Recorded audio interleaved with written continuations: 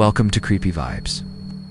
Tonight, we're hitting the long, lonely highways of Texas, where the miles stretch on forever. The dangers you can't see are far worse than the ones you can. From strange figures waiting at deserted rest stops, to ghostly hitchhikers who vanish without a trace. Get ready for 20 of the most disturbing true Texas road trip horror stories that will make you question every turn you take. But before we begin, here's something strange. Most viewers make one huge mistake: they leave without subscribing. By doing so, they miss out on the creepiest, spine-tingling tales that only the bravest dare to hear. Don't be one of them. Hit that subscribe button now, because tonight's just the beginning, and the terror waiting in the darkness is far from over.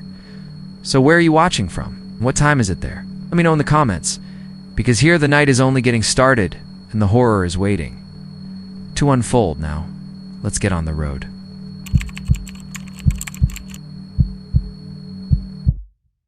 It was just past midnight when I turned off Highway 82 and onto a cracked, two-lane road I didn't remember seeing before. A gas gauge had been hovering over empty for the last 10 miles, and the thought of running out of fuel in the middle of Knox County was making my palms sweat.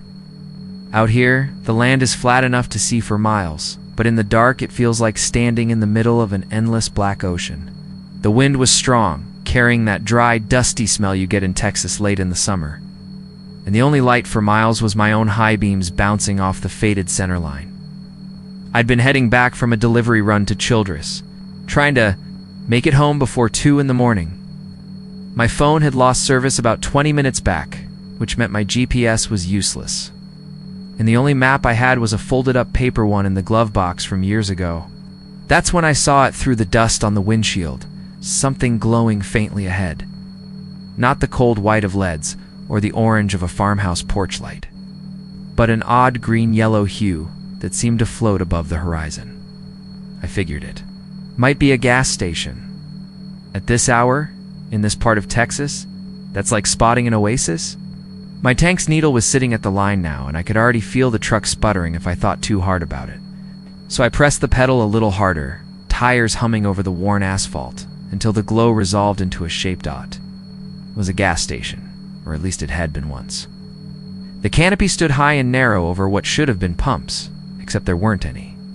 Just bare concrete pads with faint rust rings where the bases used to bolt in. Glass doors were clean, and the interior was lit, which was strange given the state of the lot. A faded sign by the road showed a price board, but instead of listing the cost per gallon, each line held a date in white plastic numbers: the 6th of November, 1982, March 14th, 1991, July 27th, 2004. I slowed to a crawl and pulled in. The gravel crunched loud under my tires like it hadn't been disturbed in years. No other vehicles. Not a sound except for the wind catching the canopy and making it moan. My headlight swept across the lot and caught something else. The glass on the storefront had no reflections. Just a deep, shadowless view into the inside. The light in there wasn't really shining out. I sat for a moment, engine idling, telling myself maybe they'd move the pumps to the side, or maybe this was some kind of service station that kept its pumps locked after hours. But the door was propped open slightly, and I swear I saw movement inside. Figure just behind the counter, not quite in focus. I killed the engine and stepped out, gravel giving under my boots. The air was cooler here, unnaturally so, enough to make the hair on my arms stand up. As I walked toward the entrance, I glanced again at the price board. This time, top date had changed. The 8th of April, 2025. Today's date. The inside smelled faintly of gasoline and something sweeter, like old cologne. The aisles were neat, shelves stocked with cans of oil, bags of chips and retro designs I hadn't seen in decades, glass bottles of Coke with dust under the caps. A small bell above the door gave a half-hearted jingle when I stepped in, and the figure I'd seen earlier appeared clearly now. It was a man in his late 50s, maybe older, wearing a tan button-up shirt and jeans. His hair was slicked back, his skin pale with that slightly waxy look like a mannequin's. He smiled at me in a way that didn't quite reach his eyes. "Evening," he said, his voice flat but warm enough to pass for friendly. "Need fuel?" "Yeah," I said, glancing back at the empty pump bays. "But, you don't have pumps." "Oh, we've got fuel," he replied. "Just not out there. You pay at the counter first." "Tell me how much you need." I hesitated. "I don't know. Maybe $20 worth. Enough to get me back?" "2 Seymour." He nodded and tapped something under the counter. I heard a faint metallic clunk, like a gas pump handle being lifted. "Trucks out front?" "Yeah. White Silverado. Won't be a minute. I should have left then. Should have gotten back in my truck and driven until the tank went dry." But the way he spoke had this weird confidence to it, like he'd been doing this exact thing for a very long time and knew I wouldn't walk away. So I stood there looking around. A small radio behind the counter was playing faint country music. The kind from the early 80s, soft and tinny like it was coming from far away. The overhead lights hummed in the same key, and somewhere in the back something was dripping steadily. "You're not from around here," the man said. "It's watching me." "Just passing through," I told him. "Passing through's dangerous. Folks take wrong turns. Sometimes they don't make it back." He smiled again, and this time I saw the tiniest flicker in his features. Like the light above him had skipped a frame. The smell of gasoline was stronger now, mixing with that sweet cologne until my head felt heavy. I turned toward the door to get some air, but outside looked different. The canopy lights were dimmer, the gravel lot darker, and where the road should have been, there was nothing but blackness stretching away. I blinked hard and stepped out onto the lot. My truck was there, but something was off. The hood was covered in dust thick enough to write in, and the license plate had the wrong color scheme. I ran my hand over the hood, and the dust came away damp, smelling faintly metallic. When I turned back, the station's front window was just black glass. No lights, no man behind the counter. The date board by the road was still lit, though. And all 3 lines now read the 8th of April, 2025. I got in the truck and turned the key. It started instantly, even though the gauge now read full. Relief lasted about 3 seconds before I noticed the odometer 10 fewer miles than when I'd pulled in. I drove. Don't know how long or in what direction, but eventually the road. Rejoined the highway, and my phone signal came back. By then, the fuel gauge had dropped a quarter, like the truck had been idling the whole time. The next day I tried to find the road again, drove the same stretch of 82, checking every turnout. Nothing but farmland and fence lines. No sign there had ever been a station out there. A week later, I found something wedged under the passenger seat, a paper receipt, yellowed with age, for 20 gallons of gas. The date on it was the 6th of November, 1982. The signature at the bottom was mine.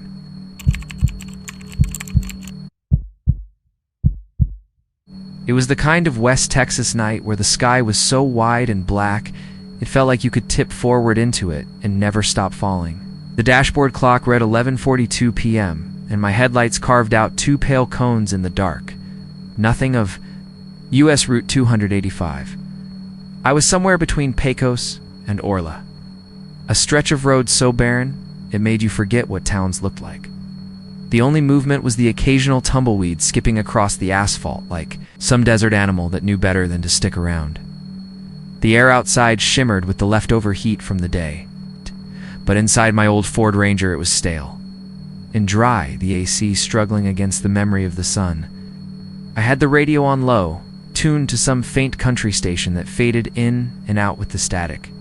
Every few miles, a green reflective mile marker flashed past 49, 50-51 standing, out like lonely sentinels. I knew 52 was coming up, because I'd driven this route dozens of times, hauling supplies between Midland and a drilling site near the border. But that night, I noticed something different. Mile marker 52 wasn't just another post in the desert. It was leaning slightly toward the road, as if it had been pushed, and the reflective numbers seemed almost too bright, burning into my headlights. It was about a mile past that when I saw them. In my rearview mirror, the black void behind me bloomed with light, first one pair of headlights, then another, until a whole string of them stretched out like a moving constellation. I guessed maybe a dozen vehicles, maybe more, all far back but gaining slowly. It was strange because I hadn't seen another car in hours, not since leaving Pecos, and now suddenly there was a convoy.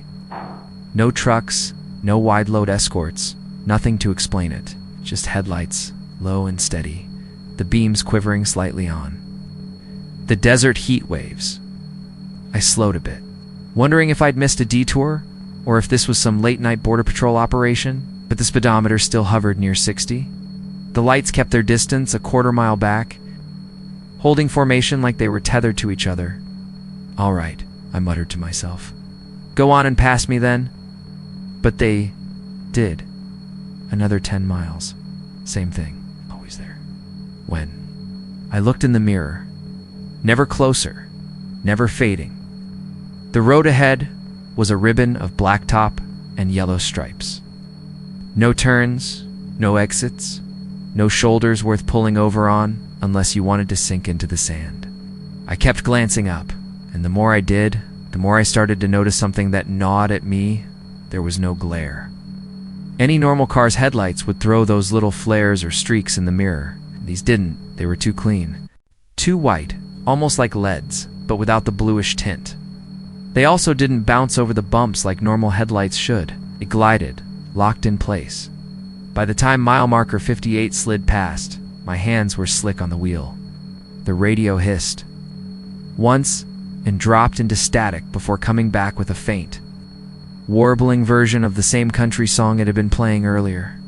I reached to tune it, but the knob felt oddly warm, almost hot, like it had been sitting under the sun all day.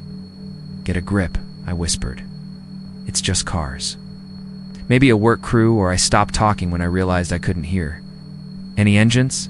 My windows up? I should have at least heard the faint hum of tires on asphalt behind me, especially from that many vehicles. But there was nothing. Just the low growl of my own engine and the hiss of the AC. Then, at mile marker 60, they were gone. Not like they slowed and pulled off. One moment, I could see them stretched out behind me, each pair of lights perfectly spaced. I blinked, and the mirror was black. Craned my neck, checked over my shoulder, nothing, but the faint curve of the road disappearing into darkness. My stomach clenched, a cold wave washing over me in spite of the lingering heat. I told myself they must have turned off, but where? There hadn't been a single exit or dirt road for miles. I drove on, trying to shake it, but the empty road felt heavier now, like the dark itself had substance. I kept glancing at the mile markers, 62, 63, 64, and each one seemed to lean toward me just a little more than the last. The radio drifted back into static again, this time not returning to music. Instead, a faint rhythmic clicking pulsed through the speakers. Click, click, click, click. It wasn't any song I knew. I reached out to shut it off, but my fingers froze when I realized the pattern matched my turn signal speed exactly. Except my signal wasn't on. That's when the lights came back. Not behind me this time. Ahead, a half-mile down, the convoy appeared, lined up across both lanes. Stationary. The lights were blinding now, searing into my vision, even though I slowed almost to a crawl. Expected to see shapes behind them, trucks, SUVs. Anything but the glare was so intense I couldn't make out a single silhouette. Just that perfect line of light stretching across the road like a wall. I eased the Ranger onto the shoulder, gravel crunching under my tires. I thought maybe I could pull around them on the sand, but something in my gut twisted at the idea. The desert out there was blacker than black, and my headlights couldn't cut more than a few yards into it. I sat there, heart hammering, watching to see if they'd move, but they didn't. They just burned into the night, holding their ground. Then one by one, the lights blinked out. Not all at once, not in any pattern I could guess. Left to right, right to left, pairs here and there, until I was staring at an empty strip of road again. My ears rang in the silence that followed, and for the first time, I realized I could smell something faint through the vent's burnt rubber, and something sharper underneath, almost like singed hair. I crept forward, my tires whispering over the asphalt. When I reached the spot where they'd been, the road was bare except for faint smudges on the pavement, long and narrow, like skid marks, but somehow too straight to clean. The smell was stronger here. I rolled down my window and it hit me hot. Metal, and something else I didn't want to name. The next mile marker I passed wasn't green. It was black. Numbers burned into it. The reflective paint blistered away. The post leaned so far toward the road it almost brushed my mirror. My skin prickled all over, and I realized I'd been gripping the wheel so tight my hands ached. I pushed the Ranger up to 70, my pulse thudding in my ears. I told myself I was just going to get to the next town, maybe Orla, and forget this stretch of road ever existed. But at mile marker 72, the radio clicked back on all by itself. Only it wasn't static this time. It was my voice, not me speaking. Now, but me from earlier, muttering "go on" and "pass me." Then, only slower. Stretched out until the syllables sounded wrong. Then came my breathing, ragged, followed by a sound I'd never heard from my own throat, kind of wet, choking. Gop. The volume rose without me touching it, until the cab was filled with my own distorted voice begging in a tone that made my teeth hurt. Don't look back. I didn't. I kept my eyes locked on the road ahead, even when a cold light began to spread across the rearview mirror. Even when the mile markers started leaning so far toward me, they looked ready to fall. And even when my peripheral vision caught the outline of a dozen pairs of headlights sliding up beside the truck without making a single sound, I drove until the road blurred under my tires and the desert heat finally broke into dawn. But when I checked the odometer, it still read the exact same mileage as it had at mile marker 52, and in the side mirror, just for a second before the sunlight killed the glare, I swear I saw my own face sitting in the driver's seat of every car in that convoy, all of them staring straight ahead, hands locked at 10 and 2.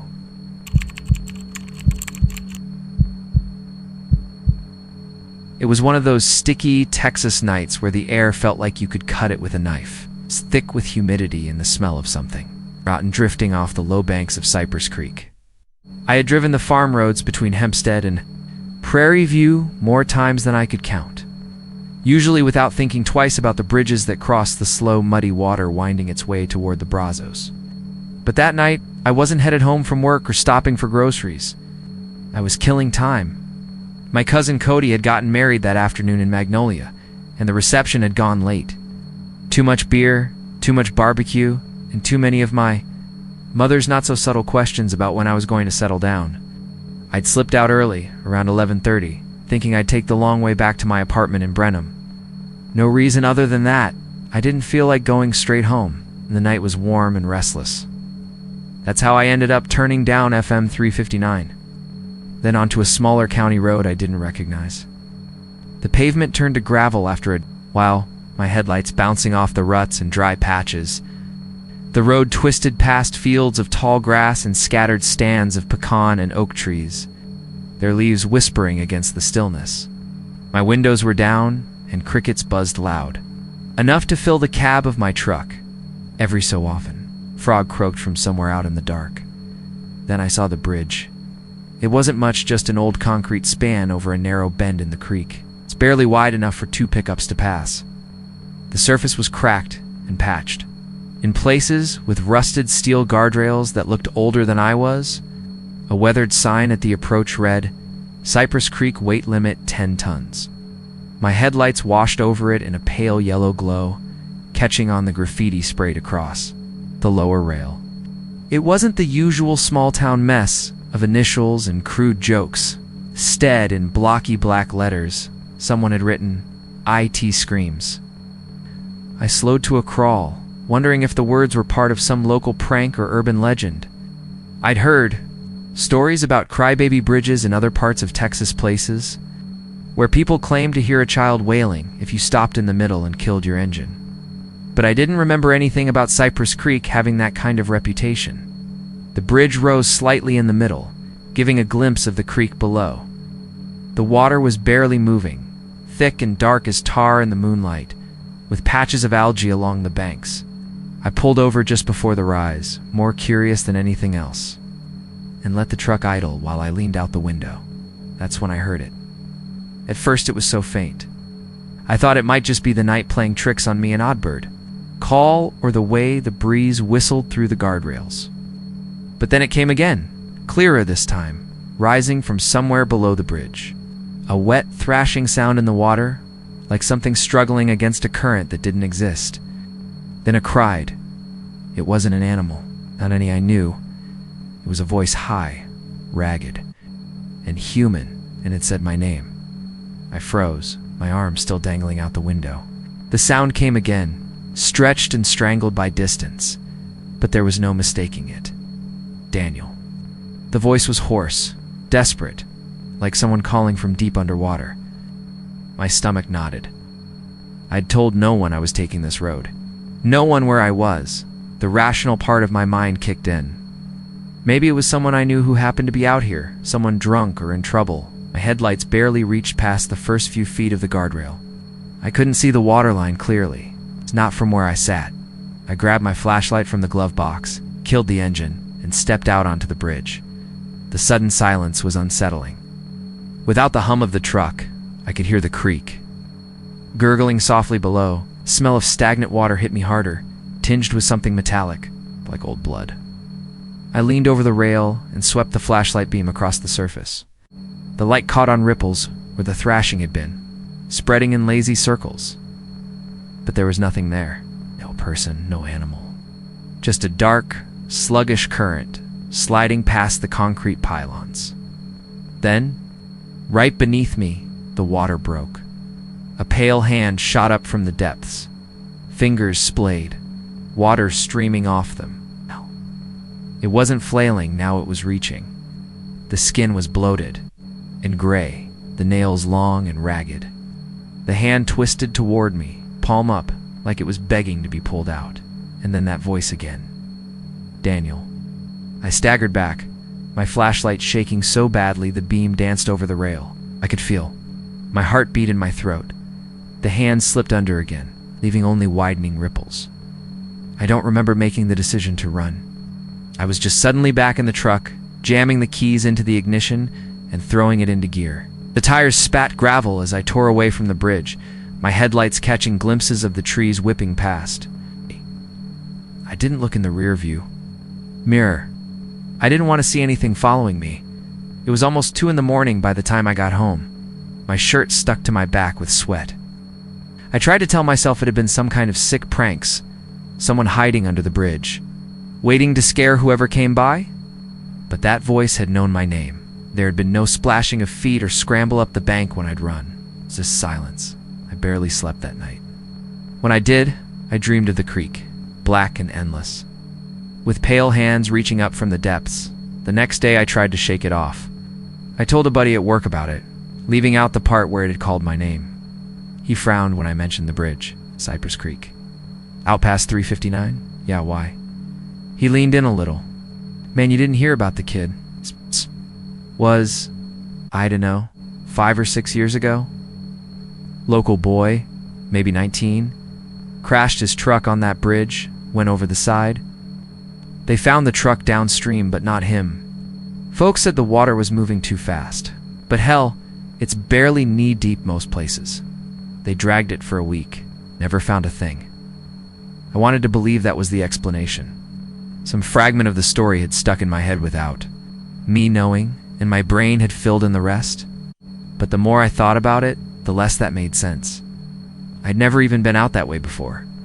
I told myself I wouldn't go back, that whatever I'd seen or thought I'd seen wasn't worth confirming. But 2 nights later, lying awake, I found myself thinking about the hand. The way it had turned toward me, palm open. The way the voice had cracked, like it was barely. Above a whisper, it didn't sound angry, it sounded like it needed help. That was enough to get me back in the truck the following weekend, hitting down FM 359 with the windows up this time. The bridge appeared in my headlights, the graffiti still. There, black against rust. I pulled into the middle this time, engine idling, and leaned out. The creek was silent. The air was heavy, the kind of stillness that comes before a thunderstorm. Then, faintly, the thrashing started again, and from below. That voice this time clear, this time urgent. But it didn't just say my name. It said, "Pull me out before it does." Something moved in the water bigger than a man, sending ripples all the way to the bank. I never did see what it was, because something else surfaced beside the hand. Not a face, not entirely.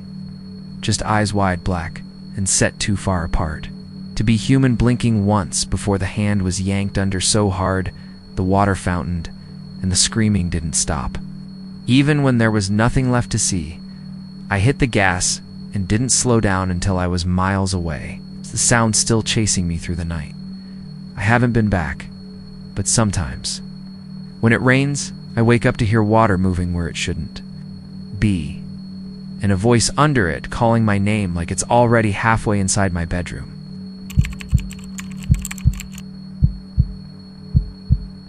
It was one of those late summer evenings in West Texas where the sun doesn't so much set as it melts into the horizon, smearing gold and orange across a sky that hasn't seen a proper rain cloud in weeks.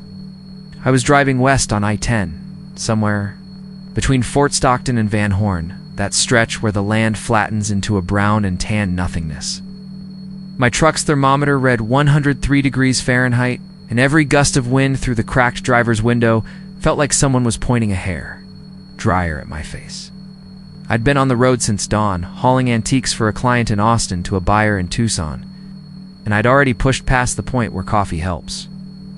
I noticed the rest stop just past mile marker 278, one of those squat concrete tan brick buildings the state throws up every 50 miles or so.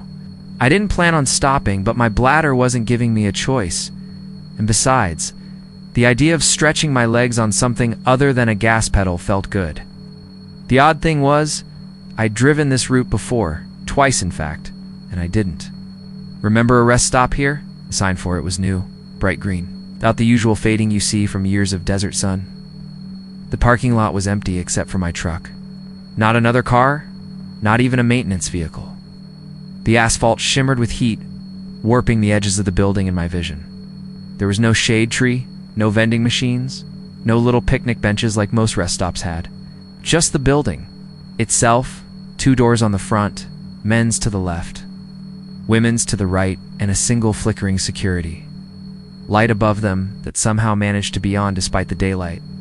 When I stepped out of the truck, the air hit me like a furnace. The desert smelled of dust and something faintly metallic. Ow. But as soon as I pushed open the men's room door, it changed. The smell shifted so suddenly it made me stop mid-step. The air inside was damp, heavy, thick, in a way that made my lungs work harder. It smelled like rain, not just a passing sprinkle either, but that deep, earthy scent that comes from a full-blown downpour, wet soil, clay, and the faint green temps of plants opening up to drink. It was impossible. There. The sky was clear as glass, and the land had been bone dry for months. The humidity clung to me instantly. My glasses fogged a little, and sweat started crawling down my back. The buzzing hum of a fluorescent light overhead echoed off the tiled walls, giving the place a kind of hollow, underwater sound. That's when I saw the shoes. Every stall door was closed except the first one, and under each of the others was a pair of shoes, all of them waterlogged, caked in mud that had dried and cracked in thick lines. The mud had that deep, reddish-brown hue you only see after a flash flood hits desert ground. The shoes didn't match. There were work boots, sneakers, cowboy boots, even a pair of what looked like women's flats. Each pair was pointed outward, toward the stall door, as if the people wearing them were sitting on the toilet. But there was no sound, no shuffling, no cough, no rustle of clothes. The floor around the stalls was damp, not wet like someone had just mopped, but damp like the ground after rain. Dark stains spread out in irregular shapes, some pooling near. The floor drained in the middle of the room. The smell of wet earth was stronger back here, almost choking. I called out, "Hello?" My voice sounded small, like the tile swallowed it. No one answered. I took a step closer. The humidity seemed to grow heavier, as if each foot forward pushed me deeper into it. The buzzing light above flickered once, long enough to dim the whole room into shadow before it blinked back. That's when I noticed water dripping somewhere, slow, steady drops, like from a pipe leak.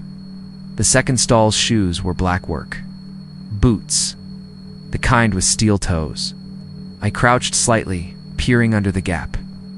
My stomach twisted. The boots were full, not with feet, but with muddy water, sloshing gently as though stirred from within. I stood up fast, my pulse spiking. Something about the air shifted then. Got colder, but not the clean chill of air conditioning. This was a damp cold, like being in a basement after a flood. The smell of rain turned sharper, metallic, and I realized it was tinged with the scent of rust. I backed toward the exit, but as I passed the last stall, I saw movement. A pair of soaked white sneakers twitched, just slightly, like someone inside was shifting their weight. I froze. The sneakers turned, slowly, deliberately. They rotated until they were facing toward me. Not the stall door. Me, I bolted. My hand slammed against the push bar on the door, but it didn't give. I shoved harder, panicking. Behind me, the sound of dripping water grew louder, faster, like a downpour hitting pavement. Then came the sound of wet footsteps, more than one set, moving in sync. The door finally gave way, flinging open so hard it smacked the outside wall. I stumbled into the blazing heat of the parking lot. The sunlight was almost painful after that dim, wet gloom. I turned, expecting to see something coming after me, but the doorway was empty. The air was dry as bone again, no trace of humidity. I yanked open my truck door, climbed in, and locked it without thinking. My hands were shaking as I started the engine. I pulled out of the lot without looking back. 5 miles down the road, I realized something. The smell of rain was still in the cab of my truck, faint but persistent. My floor mats were damp. In the passenger side footwell, there was a single muddy footprint, too large to be mine, pressed into the rubber, as if someone had been sitting there with soaked shoes. I never saw the rest stop again. I've driven that route twice since, and there's nothing past mile marker 278 except open desert. No turnoff, no parking lot, no building, just miles and miles of dry, cracked earth.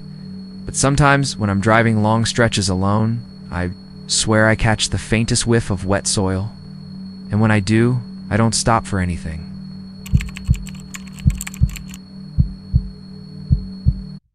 I was driving west through Sterling County late one Saturday afternoon in July, the kind of Texas day where the sky was a hard, bright blue, and the sun pressed down so heavy, it felt like the air was melting. My car's AC was fighting a losing battle against the heat, and the smell of hot dust and mesquite seeped in, no matter how tightly I kept the window shut. I had no particular destination. I was just wandering the back roads with my camera, looking for those little slices of forgotten Texas you sometimes find when you stay off the highways. FM 2133 was empty in both directions, strip of pale asphalt. Between endless fields of dead grass and rusted barbed wire, I'd been out there maybe an hour without seeing another car. Then I spotted Iton Old Windmill off to the right, maybe 200 yards back from the road. It stood on a patch of scrubland, surrounded by leaning fence posts and the skeletal remains of a small corral. The vanes were still intact, but they didn't turn, and the whole thing had that sun-bleached, silver-gray look that comes from decades of weather. I pulled over, gravel crunching under my tires, and grabbed my camera. The air hit me like an oven door opening when I stepped out. Heat shimmered off the road in rolling waves, and the windmill's shadow stretched long and thin across the brown grass. For a moment, I thought I saw something moving near the top, a glint of white, like cloth catching the light. I walked closer, boots crunching over dry weeds. As I raised the camera, I saw her. A woman stood on the small, circular platform just below the windmill's vanes. She was wearing a long white dress, the kind you'd see in old photographs from the early 1900s, with sleeves down to her wrists. Her black hair hung loose around her shoulders, and even from that distance I could see that her lips were stretched in a wide, unmoving smile. She was waving at me slow, deliberate, side to side, like someone greeting a friend they've been expecting. I froze mid-step. The heat haze made her figure shimmer, but there was something wrong with the way the light fell on her. Everything else, the vanes, the platform, the post-gas sharp dark shadows in the late afternoon sun, she didn't. Her white dress should have thrown a clear shape on the platform boards, but there was nothing beneath her feet. My first thought was that it had to be some kind of trick of the light, or maybe my eyes were messing with me from the heat. I lifted my camera and zoomed in. Through the lens, her smile was wider than it should have been. her teeth too many and too even. Her arm kept moving, same slow arc, as if the joint wasn't bending naturally. I felt a prickle at the back of my neck and lowered the camera. "Hello?" I called out, my voice carrying thin in the dry air. The woman stopped waving. She tilted her head a fraction, still smiling, and I swear I could feel her eyes on me, even from that far away. A faint sound drifted over the empty field, high-pitched and metallic, like wind moving through a cracked pipe. I took another step, toward the fence line, then stopped. The air suddenly felt heavier, like I was standing in a sealed room. The insects that had been buzzing around in the grass went quiet. Somewhere far behind me, a lone crow called, and then fell silent. The woman lifted her arm again and began waving once more, same pace, same movement, as if nothing had interrupted her. I don't know why I decided to go closer. Maybe it was curiosity. Maybe that strange pull you sometimes feel toward things you know you should avoid. I found a break in the fence and started across the field. The ground was cracked and uneven, the kind of hard earth that kicks up fine powdery dust with every step. The windmill loomed larger with each yard, its faded metal groaning faintly in the heat. As I got closer, I could see more details. The frayed hem of her dress swaying slightly, though there was no breeze.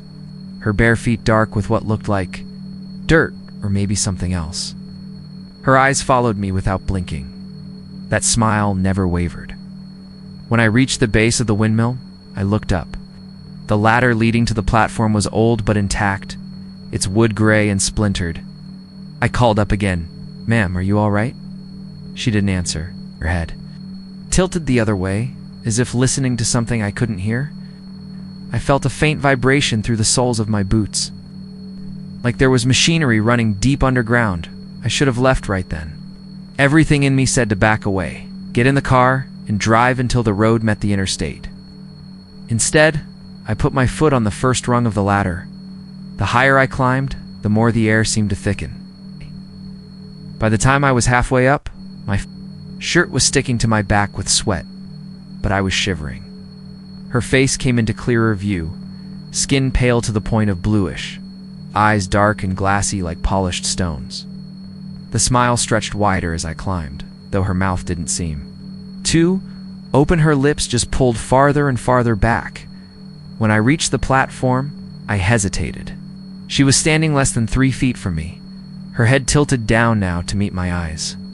Up close, her skin had a faint, unnatural glow, like the reflection of moonlight on water. "Why are you here?" I asked, my voice catching. She didn't speak. She just raised her hand, palm toward me, and waved once more. That same slow, perfect motion. I glanced down to the ground below. The platform's wooden boards had deep stains, dark and irregular, some of them looking almost fresh. Then, I noticed her feet. They weren't resting fully on the boards. The tips of her toes just brushed them, her body swaying slightly, as if she were dangling from something above that I couldn't see. I stepped back. The platform creaked. Her smile faltered for the first time, just a twitch at the corners. Head tilted sharply, almost a full 90 degrees, and a sound rose from her throat, a long, rasping hiss like wind forced through a narrow slit. I felt a sudden cold gust sweep over me, though the air below was still. I turned to climb down, but the ladder seemed farther away than it should have been. I took one step toward it and heard the platform groan. Then something clamped around, my wrist cold, smooth and strong as steel. I looked down to see her fingers gripping me, though I never saw her arm move. Her mouth opened then, wide enough that the corners split toward her ears, and a smell like wet soil and rusted metal hit me. She leaned close and whispered something I couldn't understand, the words like a string of syllables played backward. My vision blurred at the edges. When I blinked, I was standing back on the ground, the sun lower now, the windmill empty. The ladder was gone. The platform was gone. The entire upper half of the windmill had vanished, leaving just the bare metal supports. I stumbled back toward my car, heart pounding. My wrist ached where she'd grabbed me, and when I looked there were 5 deep, dark marks in the shape of fingers. I drove until nightfall without stopping. When I finally pulled into a small gas station in Big Spring, the clerk looked at me oddly as I paid for gas. "You okay?" he asked. I nodded, though I wasn't sure. As I reached for the receipt, I noticed something. My reflection in the scratched plastic window wasn't moving with me. Stood there, smiling, hand raised in a slow, deliberate wave.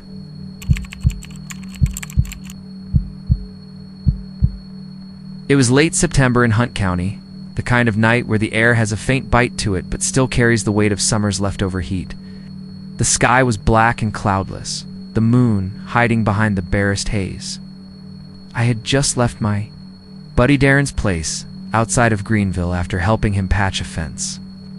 We'd worked later than planned, drinking Shiner Box in his driveway until the mosquitoes convinced us otherwise. My route home took me down FM 25, a stretch of two-lane blacktop that cut through miles of pastureland and the occasional cluster of live oaks. It was quiet country, the sort of quiet that made you realize how much you'd gotten used to the hum of town life. My old Chevy Silverados. Dash clock read 12:17 a.m. I had the radio tuned to an AM station out of Dallas. Usually it was nothing but old country tunes and farm reports, but as I crested a hill just past the Hunt County Fairgrounds, the signal started to fuzz. Not unusual for that area, but instead of cutting to static completely, it bled into something else. A low male voice. At first I thought it was a late-night preacher, the kind of hellfire sermon you could find at random hours on small stations. The voice was deep, deliberate, almost conversational. And now, my friends, the Lord tells us to watch for the signs, the ones on the road ahead. The left turn coming up, the mile marker 27. I blinked at the dashboard, thinking it was odd because mile marker 27 was maybe a minute ahead of me. The road was empty in both directions, just my headlights and the tar strip disappearing under the hood. Sure enough, I passed the sign for MM27 right as the voice said, "There it is now." I laughed nervously. Coincidence, I thought. Had to be coincidence.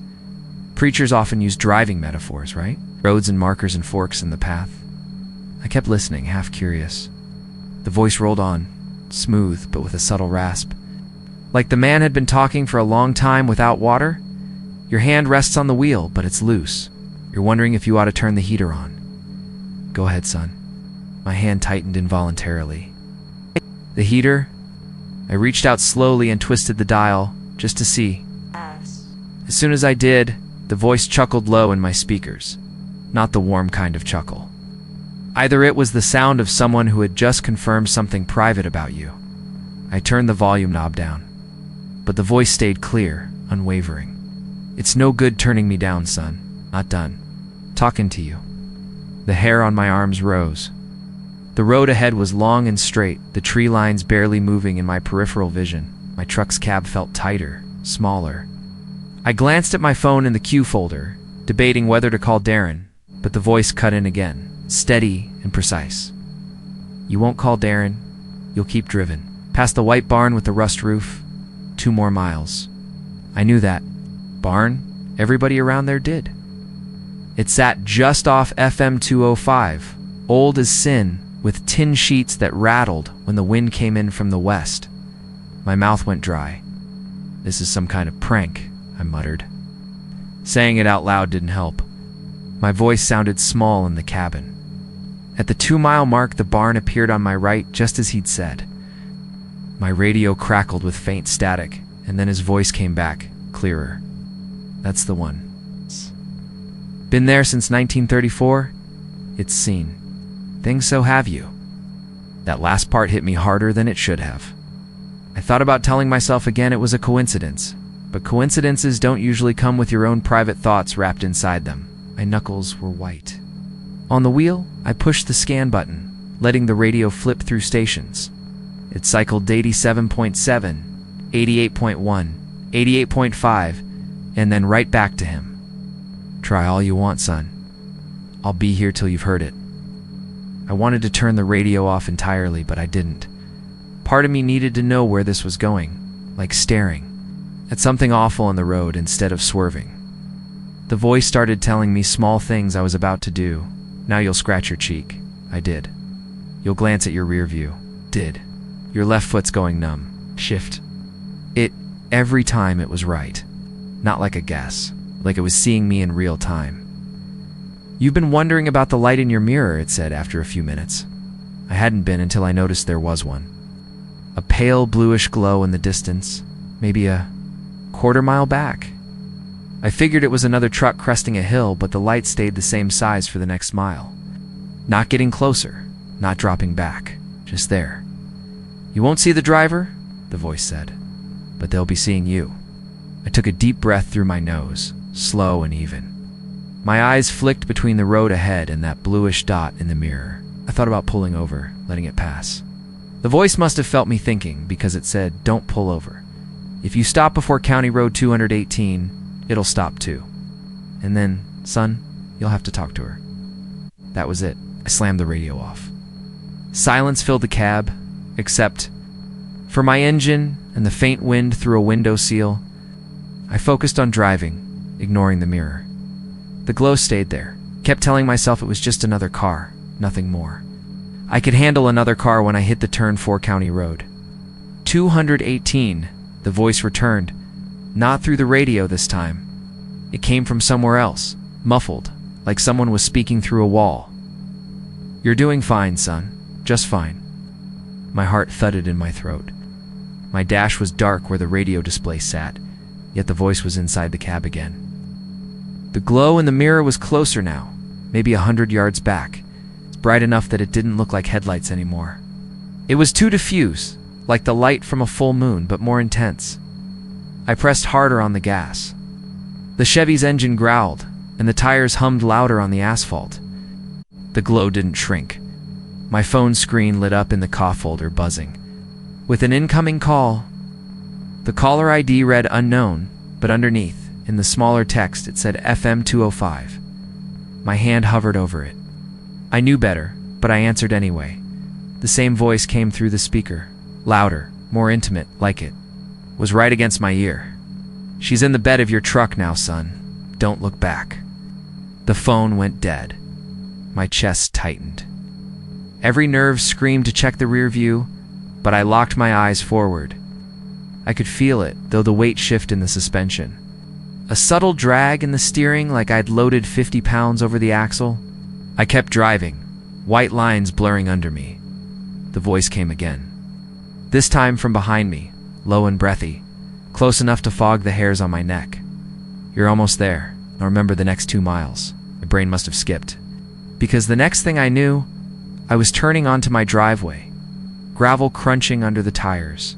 The glow was gone. The cab was silent. My hands shook as I killed the engine. I sat there, breathing hard, before I finally climbed out. The night, air was cool, still.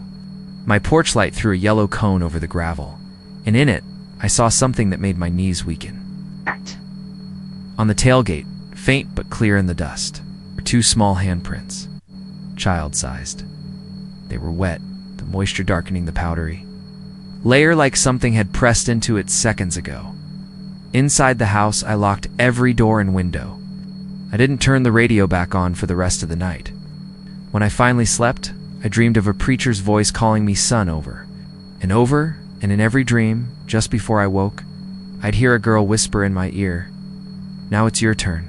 The next morning, I checked the truck again. The handprints were gone, but the dust there was smoother than the rest, like something had been wiped away carefully. I took FM 205 again a week later in broad daylight, just to prove to myself it was fine. The radio was normal. The barn was still there, no glow in the mirror. But sometimes, late at night, I'll wake up to my phone buzzing. Caller ID says unknown, and in the small print below, it just says FM 205. I never answer. Not anymore.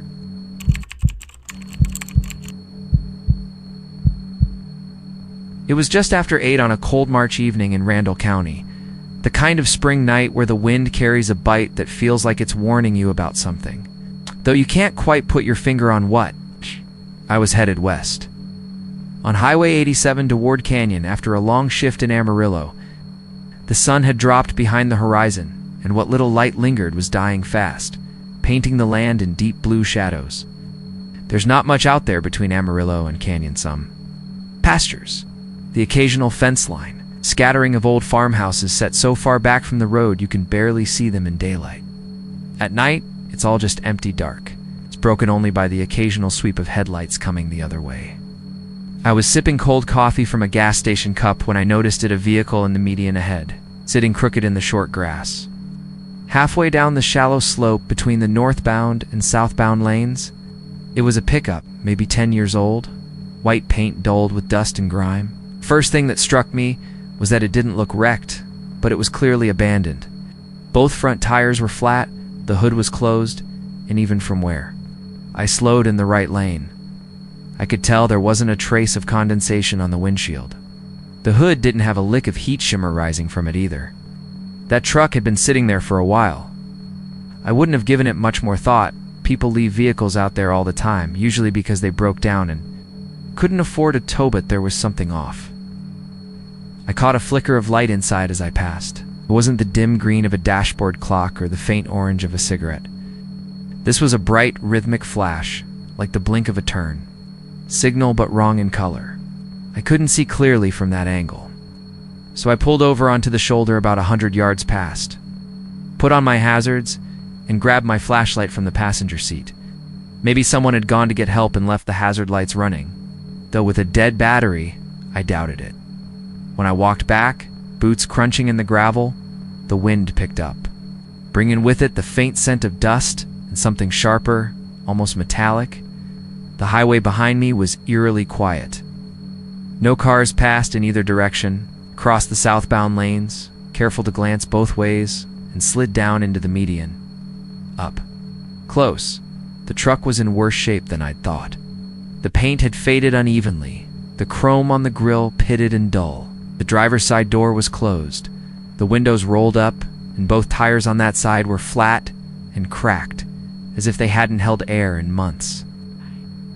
I cupped my hands, too, the driver's side glass, and peered in.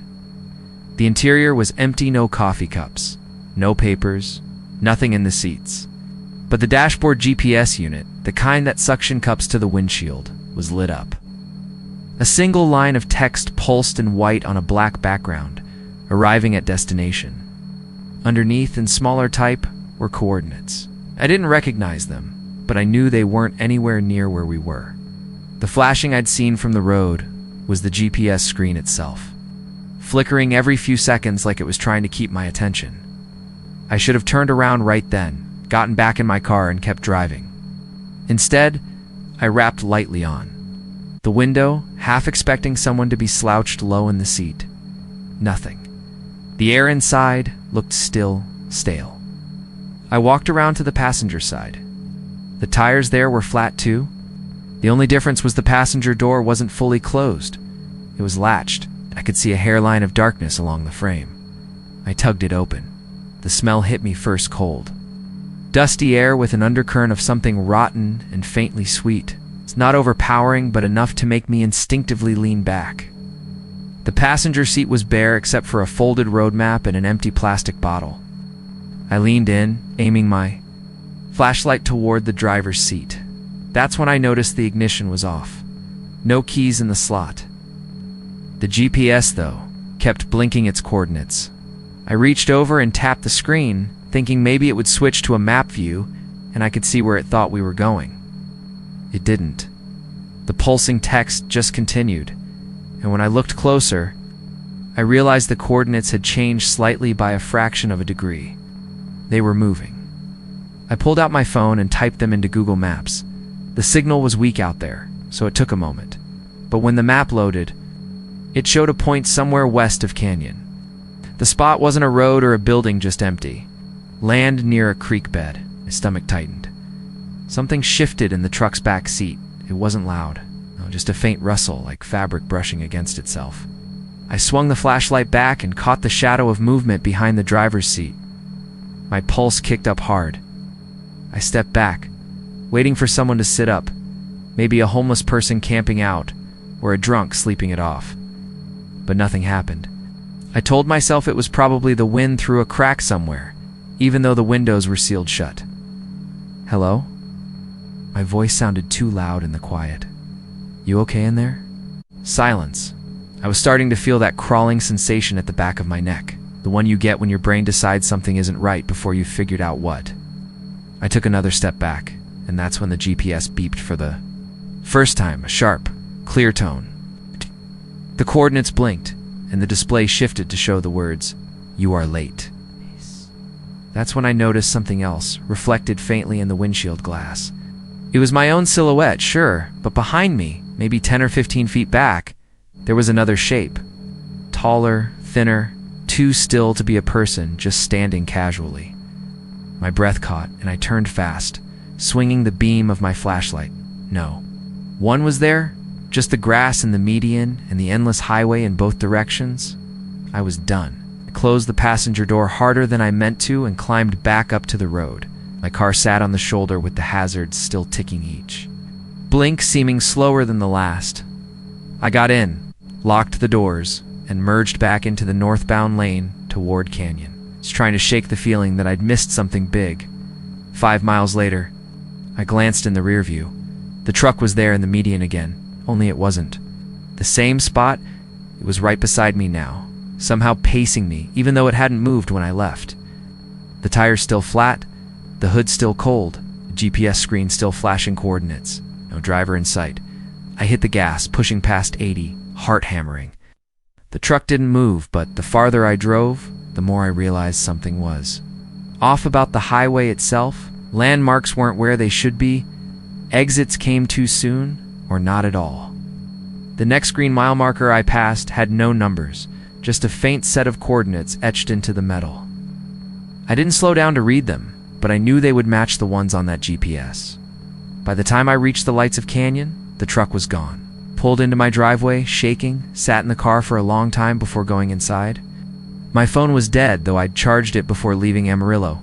I plugged it in, waited for it to boot up, and when it did, there was a single new photo in my gallery.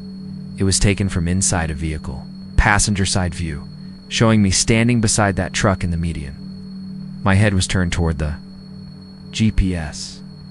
The timestamp said it was taken 20 minutes from now. And below the image, the file name was nothing but a set of coordinates. The same ones still flashing in my mind. The ones I know I'll see again.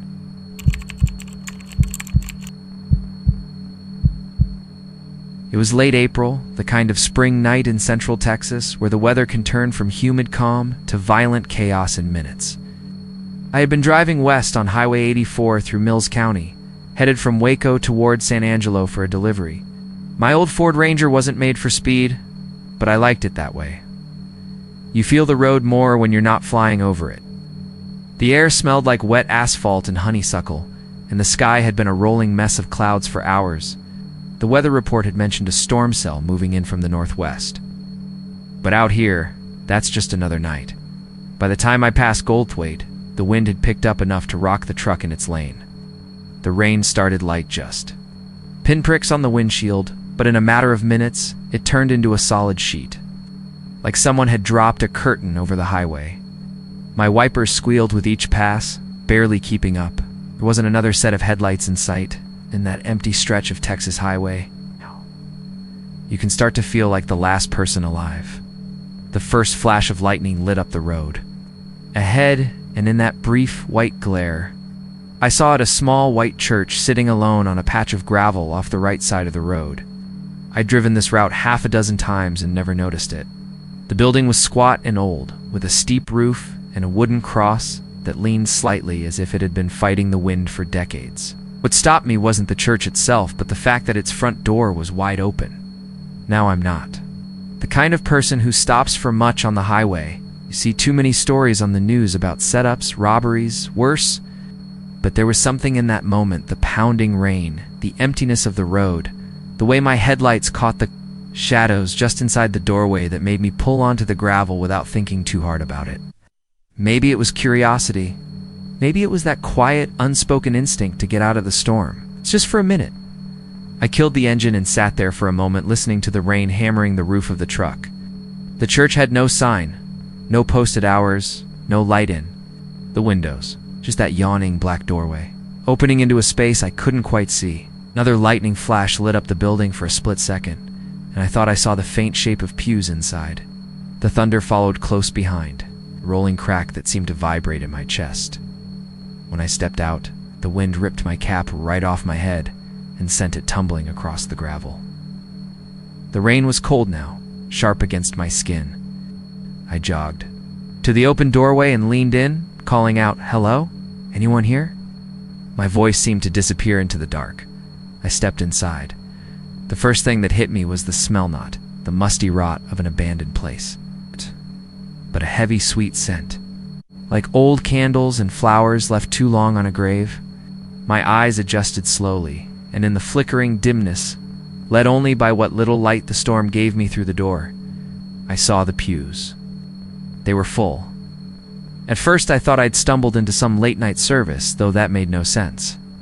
The people were dressed in funeral black suits, dresses, hats with netted veils.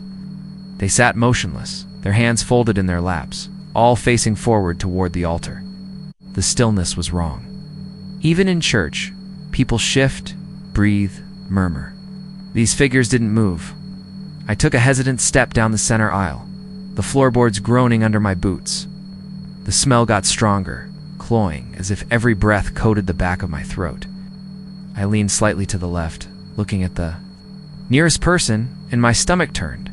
It wasn't a person, it was a figure made entirely of wax. The skin was pale and glossy, the eyes just shallow, painted indentations. The lips were frozen in faint, polite lines. The wax had been sculpted. With eerie precision folds in the clothing, veins along the hands, but up close, the illusion cracked. They were too perfect to still. I glanced down the length of the church.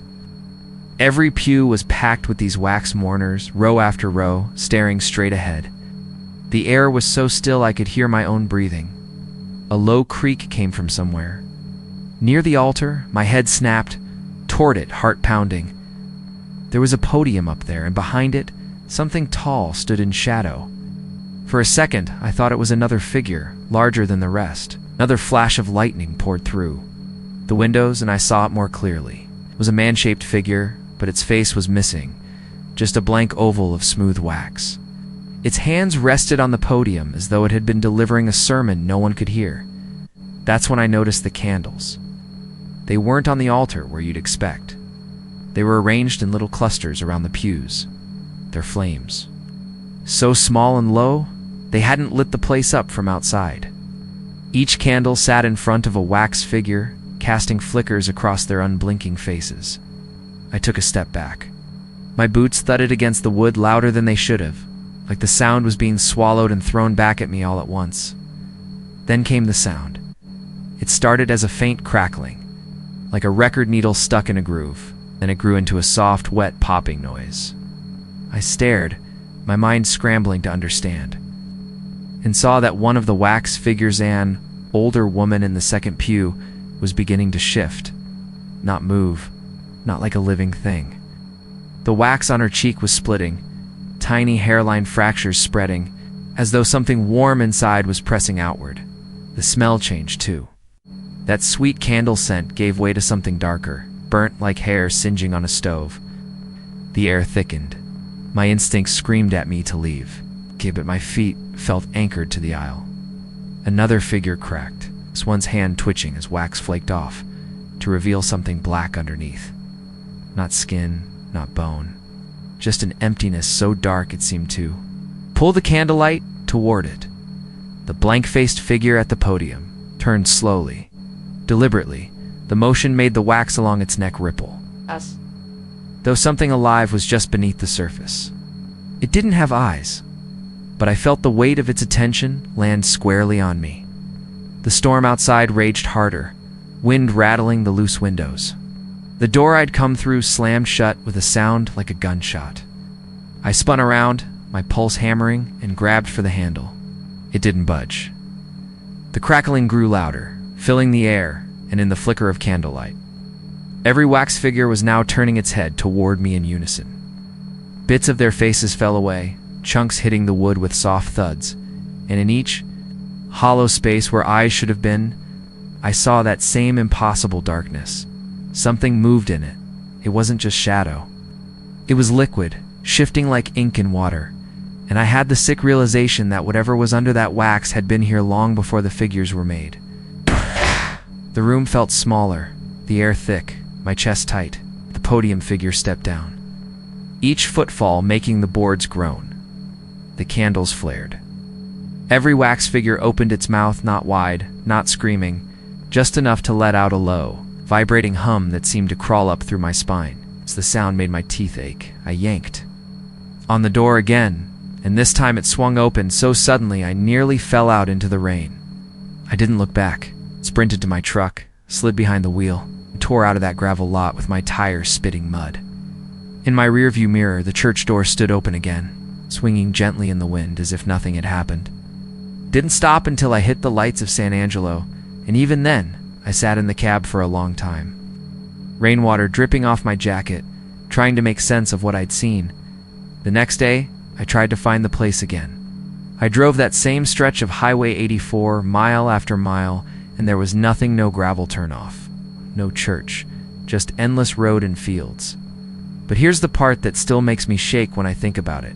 2 nights ago, of candles, heavy, sweet, just like before. And somewhere downstairs in the dark, I heard that same soft crackling. I live alone. And when I went to the living room, the door to my house was standing wide open.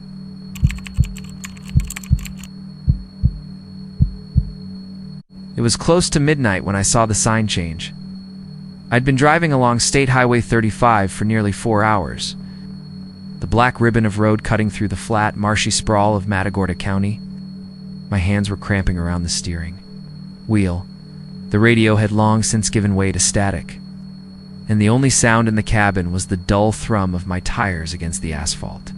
I was headed back to Bay City after spending the weekend in Port O'Connor with my cousin, and the plan was simple.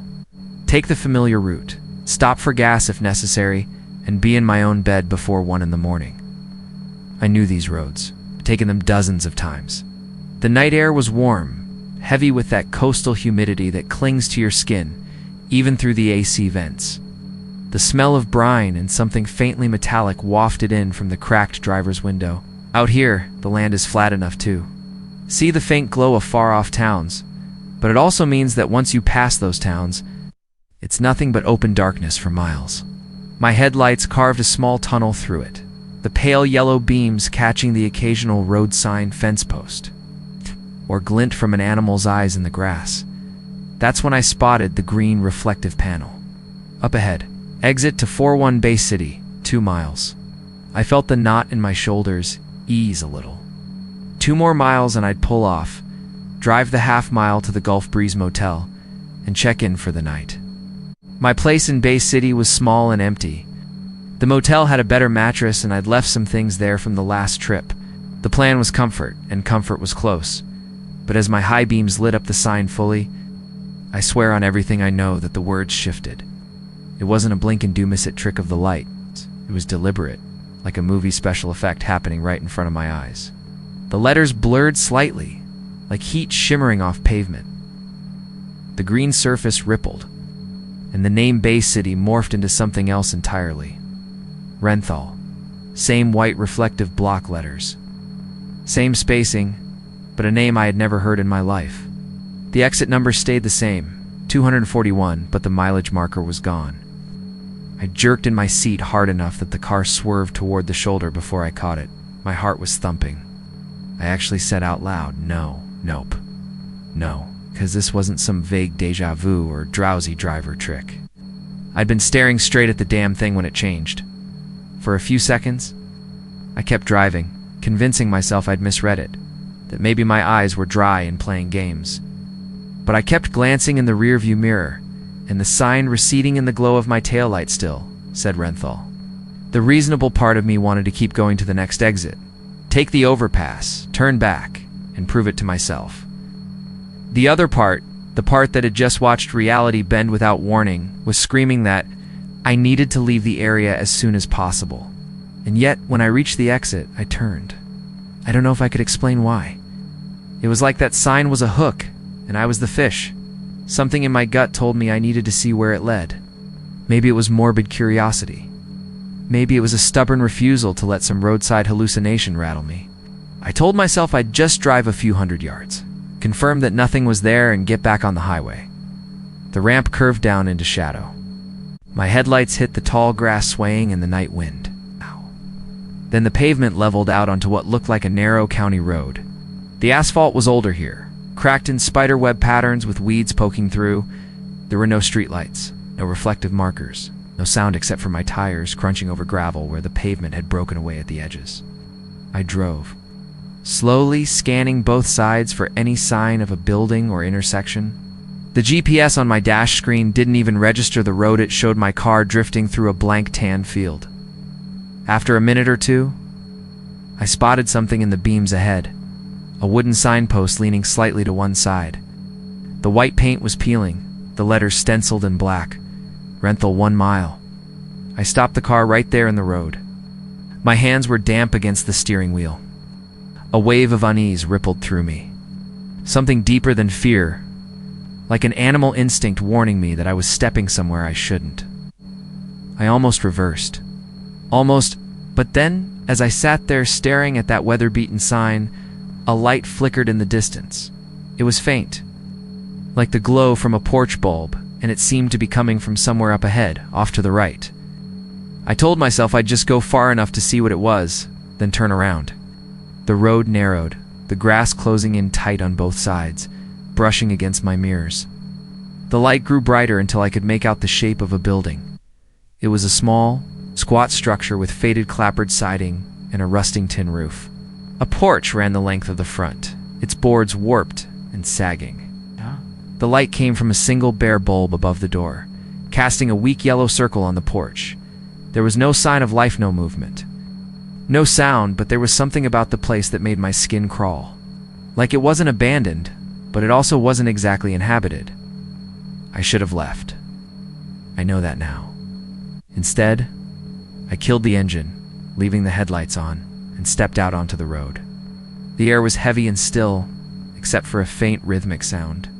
At first, I thought it was wind rattling, something loose on the porch, but it had a strange cadence, soft, wet, almost like breathing. "Hello?" My voice sounded thin in the humid air. The sound stopped. That should have been enough for me to turn and run, but my feet carried me forward, up the short dirt path to the porch steps. My shoes crunched over scattered pebbles and creaked against the boards as I climbed. The door was closed but not latched. I could see the edge of darkness between the frame and the jamb. I reached out to knock. But before my knuckles touched the wood, the door swung inward. The air that rolled out was cold. Not cool, not air-conditioned cold, like opening a freezer. My breath fogged in front of me. Inside, a narrow hallway stretched into blackness. The floorboards were bare, the walls a dull, peeling yellow. The far end, barely visible, was another door. And along the hallway, on both sides, hung framed photographs. I stepped inside, without really meaning to, drawn toward the nearest frame. It was a black and white photo, maybe from the 50s, showing a group of people standing in front of a building much like this one. Their faces were blurred not by the photo quality, but like someone had smeared them away. The next frame was the same, different group, different year, judging by the clothes. But again, no faces. I kept moving, my footsteps echoing unnaturally loud. Each photo I passed showed the same thing. Groups of people with blank, erased faces, standing stiffly in front of the same building. When I reached the final door, I hesitated. The cold air was seeping from the cracks around it, carrying with it a faint metallic smell, like blood on a coin. I put my hand on the knob. It was so cold it burned. From the other side came a sound, slow, deliberate footsteps moving toward me. I stepped back, heart pounding. The door creaked open an inch, then two, revealing pitch blackness. Blackness. Something leaned forward into the sliver of light. It was a man, or at least shaped like one. His skin was gray, stretched too tightly over bone, and where his eyes should have been were just smooth, pale hollows. We didn't move his mouth when he spoke, but I heard the words all the same, inside my head. "You came from Bay City." I couldn't breathe. "Now you're in Renthal." The door flew open, and hands cold, dry, impossibly strong, grabbed me by the shoulders. I stumbled back, breaking free, and bolted down the hallway. The photos blurred past, but I swear, I saw the faces now, each one filled in with eyes, with mouths, and all of them staring at me. I burst out onto the porch, sprinted to my car, and jammed the keys into the ignition. The engine roared, and I spun the wheel, fishtailing back down the narrow road. When I hit the ramp back to the highway, the sign overhead read Bay City again. I didn't stop until I was in my driveway, shaking so hard I could barely get the key in the lock. Later, I checked every map I could find. There's no record of any town called Renthal in Matagorda County. No mention in archives, no ghost town listings, nothing. But when I drove back past exit 241 in daylight a week later, I noticed something. The green sign was dented, the paint around the word Bay City just slightly darker than the rest. And if you looked close enough that the highway noise faded into the background, you could still see the faint outline of another word beneath it. Renthal. And now I can't stop wondering if the next time I see it, I won't be able to leave.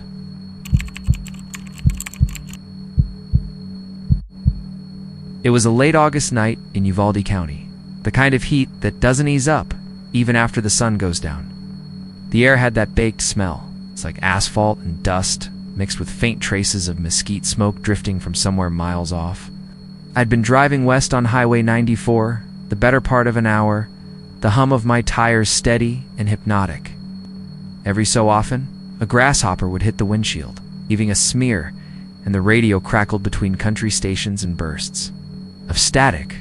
I'd just passed through Nipa, population barely more than a football crowd, and the last gas station I'd seen was one of those dim one-pump jobs where the clerk barely looks up when you walk in. My destination was Del Rio, where I had a small job waiting a delivery for a friend who didn't trust shipping companies. Nothing illegal, just parts for an old jukebox he was restoring. The back of my truck rattled every time I hit a bump, and the sound settled into the rhythm of the road. Up ahead, maybe 100 yards or so, there was a late-model white sedan. It had been in front of me since Sabinal, keeping a steady pace. The taillights glowed faintly red in the darkness, too. Small embers floating ahead. My headlights washed the empty stretch between us in pale yellow, and the road itself gleamed faintly, as if the day's sun had scorched it so deeply it still held the heat. That's when I noticed something strange, about a quarter mile ahead. Of the sedan, the road's surface didn't look right. At first, I thought it was a mirage, a trick of the heat like you see in the middle of the day, but it wasn't shimmering in the normal way. The asphalt seemed to move gently at first, almost like water disturbed by a slow breeze. It caught the car's headlights oddly, bending the light, swallowing it, so that the glow seemed to vanish into the ripples. The sedan didn't slow down, kept its steady 65 miles an hour, and rolled right over the strange spot. For a split second, the taillights dipped. No, they didn't just dip. They sank, like the car had driven into something soft. Then the lights disappeared, not like it crested a hill or turned. They were just gone. The road ahead was suddenly empty. I blinked, leaned forward over the wheel, my knuckles tight on the steering grip. My first thought was that maybe the road had a sudden drop, a ditch, maybe an unmarked construction site. I slowed down, easing my foot off the gas. The air conditioner hummed faintly. The ticking of my cooling engine filled the silence whenever I braked. As I approached the same stretch, the blacktop ahead moved again, just as it had before, slow undulating waves in the surface. It didn't. Make sense? There was no breeze, and the air felt thick, unmoving. I felt the hair on my arms prickle. My brain told me it was just heat distortion, but my gut told me to stop. I eased the truck to a crawl, headlights painting the strange shimmer ahead. That's when the sound started. It was faint at first, a deep droning hum that didn't come from the engine or the road. It was lower than the frequency of the tires, almost organic, if that makes any sense, like the thrum of something alive. I rolled the window down and was hit with a wave of heat, hotter than the night air, like opening an oven door. The smell was different, two tar and something else, sharp and metallic, like blood left in the sun. The shimmering grew stronger the closer I got. and my headlights didn't reflect off it normally. Instead, they bent downward, as if gravity itself had a pull there. My pulse thudded in my ears. I stopped about 30 feet from the spot and just sat there, staring.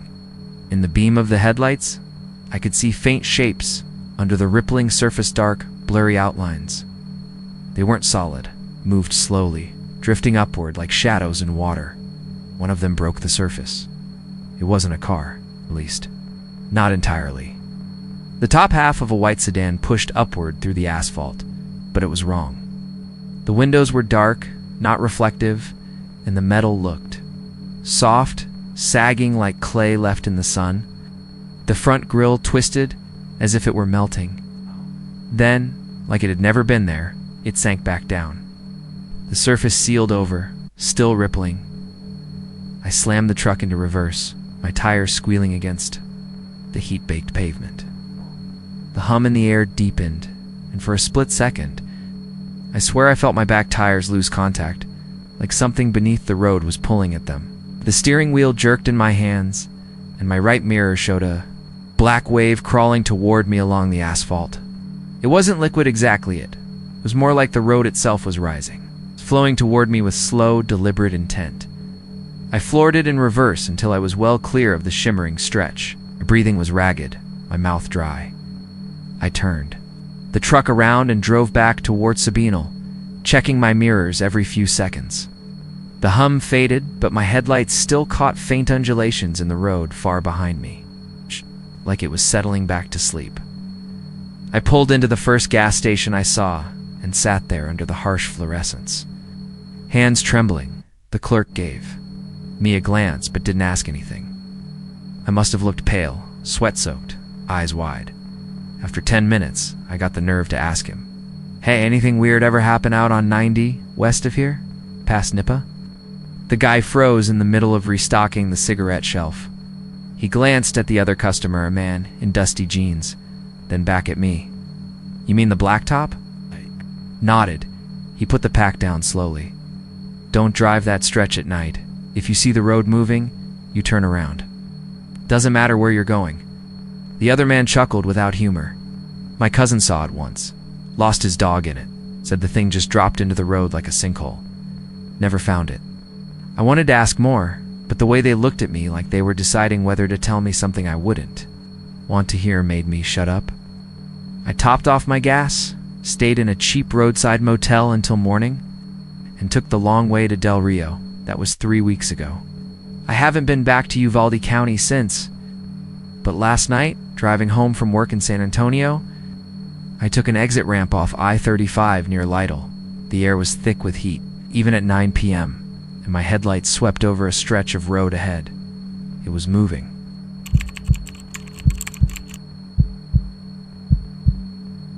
It was one of those West Texas nights where the sky stretches so wide and dark, you feel like you're hauling straight through the middle of an ocean. The kind of night where the road glows silver under the moon, and your headlights carve out a narrow tunnel through the black. I'd been driving since Amarillo, headed toward Lubbock with a refrigerated trailer full of beef, my company's logo faded and peeling on the side. It was late September, but out here the heat hangs on like an unwelcome guest, and even at 1. In the morning, the air through the cracked window felt warm and dry, laced with that dusty scent of mesquite and the faint tang of oil fields somewhere far off. I was alone in the cab, my thermos of coffee half gone and the CB radio murmuring with the low chatter of other night drivers. Most of the talk was about weather patterns, speed traps, and where the cheapest fuel could be found along US 385. It's not unusual for truckers to warn each other about weird stuff, too drunk drivers, loose livestock, even the occasional story about seeing something strange on the road. But that night, I started noticing something in the chatter that felt different. Channel 14 kept coming up. A voice here, voice there gravelly. Men, younger guys, even one woman telling each other, "Don't switch over to 14 tonight." No explanation, just that warning, passed along like a quiet rumor. One driver, somewhere between Vega and Hereford, said in a low, serious tone, "Last time I flipped over there, I heard somebody calling for help. Didn't sound right. Didn't sound human. Another guy cut in. Ain't worth it, brother. Keep your ears on 19 and leave 14 for the ghosts. They all chuckled a little after that, but it wasn't the easy kind of laughter. I told myself it was just CB nonsense. Truckers love their tall tales, especially when the road is long and the night is empty. Still, after hearing it mentioned 3 more times over the course of an hour, my curiosity started to gnaw at me. I've been running these roads for over 15 years, and nothing on ACB had ever rattled me. Around 2:30 a.m., somewhere south of Hereford, the road was dead empty. No headlights ahead, none behind. Just the hum of the tires, the occasional bug smacking the windshield, and the faint hiss of the CB. I could see the blinking red lights of a water tower in the distance, the ones that mark small towns out here like lonely beacons. The sign I'd just passed said Deaf Smith County Line. I reached over and spun the dial, channel 14. At first there was nothing but static, that soft snow-like hiss that blends into the sound of the engine after a while. I waited, leaning in a little, expecting maybe to catch a prank or a stray conversation. 30 seconds passed. A minute. I was about to switch back when it happened. "Help me," was my voice. Not just a voice that sounded similar. It was my cadence, my tone, my inflection down to the way I stretched the me at the end of a sentence. My own voice, ragged and desperate, crackling through the speaker like it had been recorded somewhere far away. "Please, help me. I'm stuck. I can't get out." I froze, my hand hovering over the mic. The words were staggered, as if they were coming between shallow, panicked breaths. "Help me," the voice repeated. And this time it was quieter, as though whoever or whatever was speaking was moving away from the microphone. The static swelled for a moment, then cut off entirely. My scalp prickled. I didn't touch the mic, didn't answer back. Every instinct I had from years on the road told me not to engage. Still, I kept listening. Then it came again, but different. "Why aren't you answering?" Same voice. My voice. But now there was something sharp under the words, something angry, like I was being scolded. The sentence stretched, warping at the end, and for a moment it sounded doubled, like 2 versions of me speaking over each other, one slightly out of sync with the other. I switched the CB back to 19 and turned the volume down to nothing. My heart was thudding so hard I could feel it in my fingertips. The next 30 miles were a blur of highway signs and scrubland, my eyes flicking to the mirrors more often than usual. I kept telling myself it was just someone messing with me. Maybe they'd recorded my voice from earlier on the trip, though I hadn't spoken into the CB all night, and were playing it back to mess with anyone foolish enough to tune in. But the logic didn't stick. There was no way it had matched me so perfectly. Right down to a private little stammer I sometimes get when I'm stressed. I tried to shake it off. I took a swig of coffee, turned up the music on my phone, and focused. On the road then, my CB, still on 19, crackled to life without me touching it. "You can't ignore me." Same voice. My voice. Louder now, and not from 14. It was bleeding into 19. Which shouldn't happen unless someone was deliberately broadcasting over multiple channels. Only this didn't sound like a transmission. There was no click of a mic. No shift in static. It was as if the sound was leaking straight into the speaker from somewhere inside the cab. I yanked the power cord out of the radio. The voice cut off instantly. By the time I reached the outskirts of Dimmitt, the eastern sky was just starting to pale. I pulled into a small truck stop, figuring I'd grab a coffee refill and shake off whatever the hell had just happened. Lot was mostly empty except for a couple of reefers idling near the far end. Inside, the place smelled like burnt coffee and fryer oil. The cashier, a wiry older guy with deep creases in his face, looked up as I came in. "You look like you've seen a ghost driver." I gave him a tight smile. "Heard one maybe? You ever listen to Channel 14? His expression didn't change, but the way his hand paused over the coffee pot told me enough. "Best not to," he said finally. "Especially out here." Lighted, but he didn't elaborate, just handed me my coffee, and turned to wipe down the counter. Back in the cab, I hesitated before plugging the CB back in. When I finally did, the screen stayed dark. Dead. I told myself it was just a loose wire, maybe a blown fuse. But I knew I wasn't going to bother fixing it until I was a couple 100 miles away from Deaf Smith County. That was 2 weeks ago. Last night, I was parked at a rest area outside Sweetwater, engine off, eating a sandwich. My CB was still unplugged. My phone was on the dash, playing a podcast. That's when I heard it faint, tinny, coming from somewhere under the dashboard.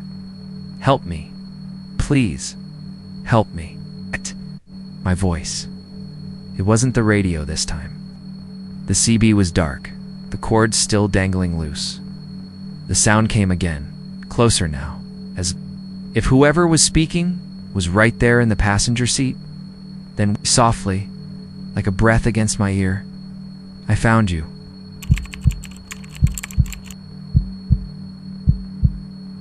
It was close to midnight when I pulled off Interstate 45, headlights catching the worn green sign for exit 213. I'd been driving since morning. It's pushing south through Texas from Fort Worth toward Houston, and my eyes burned from staring at the ribbon of blacktop. The truck stop 2 exits back had been packed with semis, their generators humming like a swarm of insects, and I wanted something quieter for the night. My GPS showed a motel just off the exit, a short rectangle icon labeled Wayfarer Inn. The air was warm and heavy when I stepped out of my truck, crickets shrilling in the weeds by the parking lot. The building sat alone against the dark, a low row of rooms under a sun-bleached sign that hadn't lit up in years.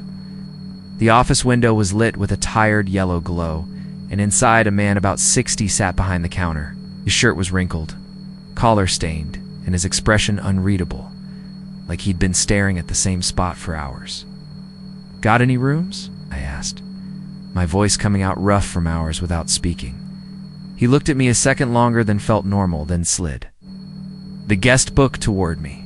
"Cash only," he said, as if reciting something he'd said 1,000 times. I had cash in my wallet and didn't want to argue. As I wrote my name, I noticed most of the other entries were in faded ink from months ago. The last date before, mine was almost 2 weeks old. He slid me a brass key with a plastic tag that read Room 6. The hallway smelled faintly of bleach, sharp and chemical, almost enough to sting my eyes. My boots echoed on the scuffed tile floor as I made my way to the room. When I unlocked the door, the smell hit me harder, as though someone had scrubbed every inch of the place just minutes ago. The light over the bed flickered before settling into a dim hum. The bedspread was ugly in that. Generic motel whey brown and green geometric shapes, but when I sat down, I froze. The mattress was warm, not the kind of warmth from a room heater or sun through the window, but the kind you feel when someone's just gotten up from lying there. I stood, my skin prickling, and checked the bathroom. It was spotless, tile floor shining. The mirror above the sink had faint streaks like it had been wiped in a hurry. I ran the water just to hear some noise, splashed my face, and told myself it didn't matter. I was exhausted. I'd just stretched out on the bed when I noticed the mirror in the bathroom had fogged over. At first I thought maybe I'd left the hot water running, but the air in the bathroom was cool. I got up, walked in, and froze. When I saw the words written across the glass, "Don't check out," my first instinct was to wipe it away. My hand left a clear streak in the condensation, which was strange enough. There was no steam source to fog the mirror in the first place. I stood there, looking at my own uneasy reflection, listening to the hum of the fluorescent light. I told myself some cleaning lady had written it earlier, and the fog just made it appear again. It was a stupid explanation, but it was something. The rest of the night was a mess of half-sleep. Every time I drifted off, I'd wake 2 small noises: a soft knock on the wall, the creak of floorboards, the faint sound of a door closing somewhere. At one point I sat up, certain I'd heard footsteps in the hallway, but when I looked out, the corridor was empty. Around 3:15 a.m., I heard the sound of the shower running. My eyes snapped open. The bathroom light was on, and steam curled from the slightly open door. I hadn't gotten up, hadn't turned it on. My pulse thudded in my ears. I got off the bed slowly, my feet silent on the carpet. I pushed the bathroom door open. The shower was blasting hot water, steam filling the air, and there, in the fogged mirror again, The words appeared this time slowly, like an invisible finger tracing them out. "Don't check out." I turned the water off. The pipes groaned in the walls, and for a moment the room was quiet, except for my breathing. Then, from behind the shower curtain, came a sound like someone shifting their weight. I yanked the curtain back. Nothing, just water dripping down the tiles. I left the bathroom light on and sat on the edge of the bed, shoes still on, jacket zipped. I kept telling myself it was nothing, just my brain playing tricks after too long on the road. But deep down, I knew that wasn't it. At some point, I must have drifted off sitting up, because the next thing I remember was waking to find the room. Door open, not just unlocked wide open, to the dark hallway. I shot up, heart pounding, and hurried to slam it shut. The brass key still dangled from the inside lock. I didn't sleep after that. I watched the window, half expecting someone to press their face against the glass. The sky outside turned from black to a pale blue, and the hum of insects gave way to distant traffic from the interstate. When morning came, I packed fast. The office was empty when I dropped the key on the counter. The guest book still lay open, where I'd signed it, but now my name was gone, replaced by a faint brown stain on the paper. I should have left it at that. Should have driven away and never thought about it again. But halfway down the on-ramp to the highway, I glanced in my rearview mirror. Room 6's curtain was drawn halfway, and for a split second I could swear I saw a pale face peering out, watching me leave. That night, curiosity got the better of me. In a diner outside Corsicana, I asked the waitress if she'd heard of the Wayfarer Inn. She stopped pouring my coffee midstream, her eyes cutting to mine. "That place burned in '09, she said slowly. "Took out the whole West Wing. 6 people dead. Room 6 was one of them. They never rebuilt it, just boarded it up." I told her I'd stayed there last night, but she just shook her head. "Not possible," she said. "There's nothing left out there but a shell and a padlocked gate." I wanted to argue, but something in her expression told me not to. Instead, I paid my bill, left a tip, and walked out into the Texas heat, telling myself over and over that I'd just gotten the wrong exit. Still, when I stopped for gas outside Houston that evening, I went into the restroom to wash my hands. The mirror was clean, the air dry and still, but as I turned to leave, faint white letters began to appear one by one. In the glass, "Don't check out." The last word was still forming when the lights flickered, and in the reflection just behind my shoulder, I saw the pale face from room 6.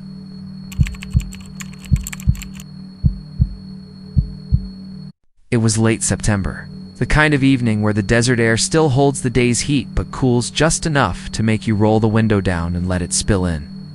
I was headed west through Hudspeth County, pushing along Highway 62. That endless 2-lane stretch of cracked asphalt cutting through the emptiest part of Texas I've ever seen. I was hauling some spare parts out to a buddy who ran a diesel shop in El Paso, planning to crash in his office for the night before heading back east the next morning. The sun had just dipped below the horizon, painting the sky in strips of blood orange and dusty purple, and the desert lay flat and silent on both sides of me, like the whole world had been pressed between the pages of a book and left to dry. That was when I first saw it. At first I thought it was just heat shimmer or the dust from some distant ranch road, but it wasn't moving like dust does. It was a fog white, and low, maybe 4 feet high, rolling slow across the desert from the south. You don't get fog out there. Not in Hudspeth, not in September. It wasn't just the wrong season. It was the wrong texture. Too thick, too dense, like a solid thing trying to pretend it was vapor. The closer it got, the more wrong it looked. I slowed down, letting my headlights catch the edges of it. The beams didn't cut through. They just stopped against it, like light hitting a wall of milk. Then it touched the road. I swear on my life it crawled rolling, not just forward, but climbing up and over itself, in slow, deliberate ripples. I told myself it was just wind pushing through different temperatures, but my gut clenched in a way it never does for weather. I rolled up my window, figuring it was dust, and that's when I noticed the streaks. The first one was faint, a diagonal smear across the passenger side of the windshield. I figured it was leftover grime, but then another appeared right in front of my Ethan. Sharp and dragging upward, like something had run a fingernail along the inside of the glass. Except there was nothing inside. The cab was empty, and I was moving 30 miles an hour. I cranked the wipers, but the streaks stayed. In fact, they multiplied. Each one appeared slowly, one after the other, almost rhythmic. They were spaced just far enough apart to suggest fingers. I gripped the wheel tighter and told myself not to pull over. Out here, in the middle of the desert night, that's how you end up in the news, as another missing motorist story. Still, I couldn't stop glancing at the fog creeping up my hood. It didn't swirl or dissipate. It clung when it touched. The metal, the truck shuddered, like I'd hit a crosswind that only affected the front end. The radio FM 104.7, some country station out of Van Horn, crackled and went silent. Just dead air. I tapped the dial and got static. Not normal static either. It had a texture to it. A scraping sound under the hiss, like someone dragging something heavy across tile far away. The fog covered the hood completely now. My headlights were just two glowing orbs in a wall of white, and I felt the temperature in the cab drop fast, as the vents closed. But my breath came out visible. Then I heard the tapping. It came from the passenger side, slow and irregular. Tap, pause. Tap, tap. Long pause. I kept my eyes on the road, which I could barely see now, but the sound moved along the door toward me. My instinct told me not to look, so I didn't until the tapping hit the driver's side glass. There was a shape there, just an inch beyond the fogged glass. Not a hand exactly, but something close enough that my brain tried to make it one. Long, narrow digits, joints bent in wrong places, pressing flat and then dragging down. The streak it left on the glass looked wet at first, but then I saw the faint dark lines in it, like fibers. I floored it. The speedometer climbed, the engine roared, but the fog stayed with me. The tapping turned to scraping, and the streaks on the windshield multiplied until I could barely see through them. I leaned forward, eyes straining for any sign of the yellow center line. Then, just as sudden as it had started, the fog peeled away. It rolled off the truck in a retreat, flowing back across the desert like it had never been there. The windshield was clear, the temperature normal. The radio came back mid-song like nothing had happened. I didn't stop until I saw the lights of El Paso in the distance. When I pulled into my buddy's lot, I climbed out and just stood there for a while under the security lamp, trying to breathe like a normal person again. Then I saw the marks. Every streak I'd seen on the windshield was still there, but from the outside, not the inside. And they weren't smears. They were grooves, shallow, narrow, but cut into the glass like something had dragged claws across it. I touched one, and my fingertip came away with a fine white powder, like powdered bone. I slept inside the office that night with every light on. The next morning, I walked out to the truck thinking I'd wash the windshield before heading back. The marks were gone, completely gone. The glass was smooth and spotless, like brand new. That might have been the end of it, not for the dust on the hood. I hadn't noticed it before, but in the pale morning light, it was obvious patches of fine white dust clinging to the metal, not like desert dust, but arranged in shapes. 5 long, narrow streaks running parallel, finger marks. But here's the thing, they weren't pointing toward me. They were pointing toward the driver's seat. I've only told this story twice since it happened, and both times people gave me that polite smile that says, "You're full of it." Maybe I am. Maybe it was just some freak weather phenomenon that played tricks on my mind. But I don't drive at night in Hudspeth County anymore. When I see a low fog anywhere, I roll up the windows, lock the doors, and keep my eyes dead ahead. Because the last time I looked into it, something looked back.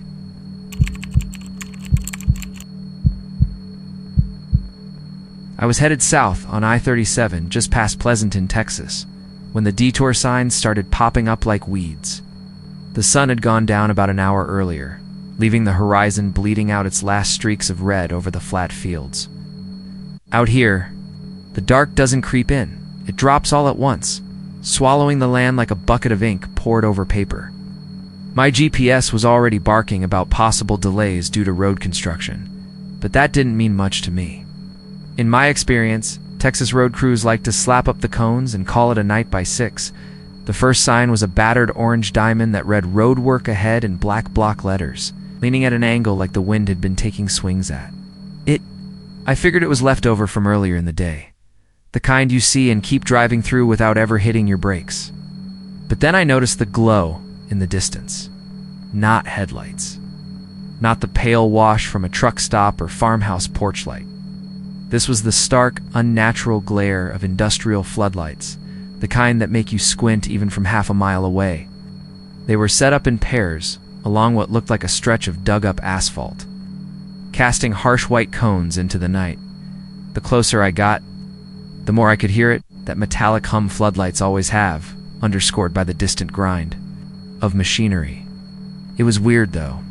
Usually, you'd catch the smell of hot tar or diesel when you hit a construction zone. But the air here smelled dry, dusty, like dirt that had been turned over and left to bake under the sun for too long. Then, I saw them, 3 figures standing. In a row, each holding a red stop sign on a long pole. They were wearing the usual neon vests and white hard hats, their silhouettes cut sharp against the light. I slowed to a crawl, rolling toward the nearest one. He didn't wave or gesture, just stood there, the sign angled perfectly at my windshield. As I got within about 20 feet, something about him snagged at my brain. The floodlights behind him were strong enough to bleach every detail, yet his skin looked wrong. It wasn't just pale, it was cracked. Not wrinkles, not dry patches. I'm talking deep. Jagged fissures running from his cheeks down to his neck, like the surface of parched clay in a drought. At first I thought it might be a trick of the light, shadows playing with texture. But when I eased to a stop, I could see flakes of it, little curling scraps, lifting slightly in the breeze. Beneath the cracks, there wasn't red or pink like normal skin. There was nothing. It's darkness. As if there was no flesh under there at all. "Evenin'," I said through my open window, keeping my tone casual. He didn't answer. His head tilted just enough that I could see his eyes under the brim of his hard hat. They were a flat, muddy brown, unfocused, like he was staring somewhere behind me. I glanced at the 2 further down the line. Same thing. Hard hats, neon vests, fissured skin under the floodlights. None of them moved. None of them even shifted their weight. That's when I realized I couldn't hear anything anymore. No hum from the lights. No grind of machinery. No crickets. No wind in the grass. Just me. My idling truck in the quiet. The nearest one finally moved. He didn't lower the sign or wave me through. Instead, he lifted his free hand, slow, deliberate, and pointed past me. Back down the road I'd just come from. "I'm headed south," I said, leaning halfway out my window. "Is there?" He dropped the sign. Didn't fall like something made of metal and wood. It fell like wet laundry, folding in on itself as it hit the ground with a dull, soft sound. His arm stayed raised, fingers still pointing, and then I saw his lips move. Not like someone speaking, but like something shifting under the surface, pushing the skin from beneath. One of the cracks at the corner of his mouth widened, and a dry, papery whisper came out. "Back." It wasn't a warning. It was an order, eh? Wave of cold rolled down my spine. I threw the truck into reverse and eased back, eyes locked on him the whole time. His head followed my movement until the floodlights shrank to 2 pale stars in the distance. Then he looked forward again, back to the empty road. The second I rounded the bend, I floored it. 15 minutes later, I pulled into a gas station in Pleasanton. Hands shaking so badly I nearly dropped my wallet paying for coffee. The clerk, a heavy-set guy in his 40s, asked if I'd gotten caught in the road work. I told him there were some guys out there who looked like they'd been standing under those lights too long. His smile faltered just enough for me to notice. "Close that site up before sundown," he said. Been doing that ever since. He stopped, glanced at a customer coming in, then lowered his voice. "Ever since the ground out there started caving in last summer. Took a couple of the crew with it. State said they recovered the bodies, but my cousin swears they never did." I left my coffee half full on the counter and got the hell out. The weird thing? On the drive home the next day, I passed the same stretch of highway. No cones, no floodlights, no dug-up asphalt. It's just smooth blacktop and empty fields. But in the side mirror, for a split second, I swear I saw them again. 3 figures in neon. Vests standing at the shoulder. Skin cracked like dry clay, and those unfocused eyes locked on my reflection.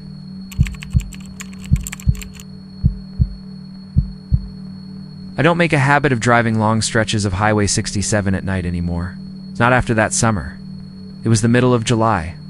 One of those nights in Somerville County when the air feels heavy enough to drink. The heat still clinging to the asphalt even though the sun had been gone for hours. I was headed home from a late shift in Glenrose, my old cooler rattling in the back seat with a few sweating bottles of Dr. Pepper and a brown paper sack of leftover fried chicken from the diner. The radio was low, some old Willie Nelson track. Drifting in and out between patches of static. Highway 67 was empty, just a dark ribbon between the brush and the distant glow of scattered ranch houses. I'd driven that road hundreds of times, but that night it felt hollow, like the world beyond the thin beam of my headlights didn't really exist. Every now and then I'd catch the flash of some road sign or the silver glint of a barbed wire. Fence in the dark, but mostly it was me, the car, and the black Texas night. It was a little past midnight when I first saw the van. It was sitting on the shoulder just past a bend. It's an old Chevy panel van, the color of wet moss. No markings, no windows on the sides, just the 2 at the back, both covered in something opaque. The driver's side door was open, but no one was in sight. I slowed a little, more out of instinct than concern, and glanced at it as I passed. There was no damage, no flat tire, no reason for it to be sitting there, with its door yawning open to the heat. That's when I noticed the license plate was gone. It's just an empty bracket, bare screws, catching the light. I kept driving, I told myself. I wasn't stopping for some roadside mystery in the middle of the night, not when there were coyotes, meth heads, and worse out here. A minute or 2 later, I checked my rear view and saw 2 pale, hazy circles in the darkness where the van had been. Headlights, except they weren't on. I danned. Mean they were dim or flickering. I mean the headlights weren't shining, but I could still see the van, like it was catching light from nowhere. It pulled onto the road behind me and began following at a steady distance, close enough that I could see its grill, but not so close I could make out anything inside. I drove another mile, maybe 2, trying not to think about it. But the thing was there was no reason for anyone to drive out here without their lights on. The highway curved and dipped. Deer sometimes darted out of the brush. A normal driver would have lit the road like daylight. I took the next turnoff, a side road toward Nemo, just to see if it would keep going. It did. Every turn I took, the van took. After 15 minutes of this, my mouth had gone dry and my knuckles ached from gripping the wheel. The radio hissed and popped and Willie was gone, replaced by a faint hum that almost sounded like voices. Too faint to make out around mile marker 234, the van suddenly surged forward, closing the gap between us. My pulse jumped. I braced for it to tailgate me, maybe try to run me off the road. Instead, it drifted into the opposite lane, paced me for a few seconds, and then passed. When it did, everything changed. As it went by, I swear the air went cold enough to see. My breath. A sheet of frost bloomed across my windshield in a single second, white and feathery like winter ice. Even though the thermometer on my dash still read 91 degrees, my wipers squealed across it, but it didn't smear it, just flaked away, and underneath, the glass was perfectly dry. The van didn't speed off, it just eased in front of me and kept going. That's when I noticed the brake lights weren't working. Hell, I'm not sure it even had brake lights. I followed for maybe 5 miles, my gut screaming at me to just turn around, drive back to Glenrose, and waited out at the diner until daylight. But something about it. I couldn't shake the feeling I needed to see where it was going. It turned off near a patch of old ranch land I knew well enough. There's nothing out there except mesquite, limestone, and the rotting remains of a few barns. The van rolled down a dirt track and disappeared behind a stand of trees. I stopped at the edge of the turnoff. The cicadas were silent. No wind. No sound except the faint tick of my engine. I don't know why I did it. but I killed my headlights and eased down the dirt road after it. A quarter-mile in, the trees opened into a clearing. The van was there, parked in the center, doors shut now. The back windows, those ones covered. From the inside, had something pressed against them. At first I thought it was newspaper, but then I saw the faint movement. Fingers. There were hands, dozens of them, pressing flat against the glass from inside. Small hands, children's hands. Driver's door opened. A man got out. Or at least I think it was a man. He was tall, his shoulders almost brushing the top of the doorframe. His clothes looked decades out of date, dark slacks. A white shirt with the sleeves rolled. His head was wrong, though. Too long, like it had been stretched. I leaned forward. In my seat without meaning to. That's when his head snapped toward me. He shouldn't have been able to see me. My lights were off and I was far enough back in the shadows. But he looked right at me and I swear I saw his mouth open in a grin that was far too wide.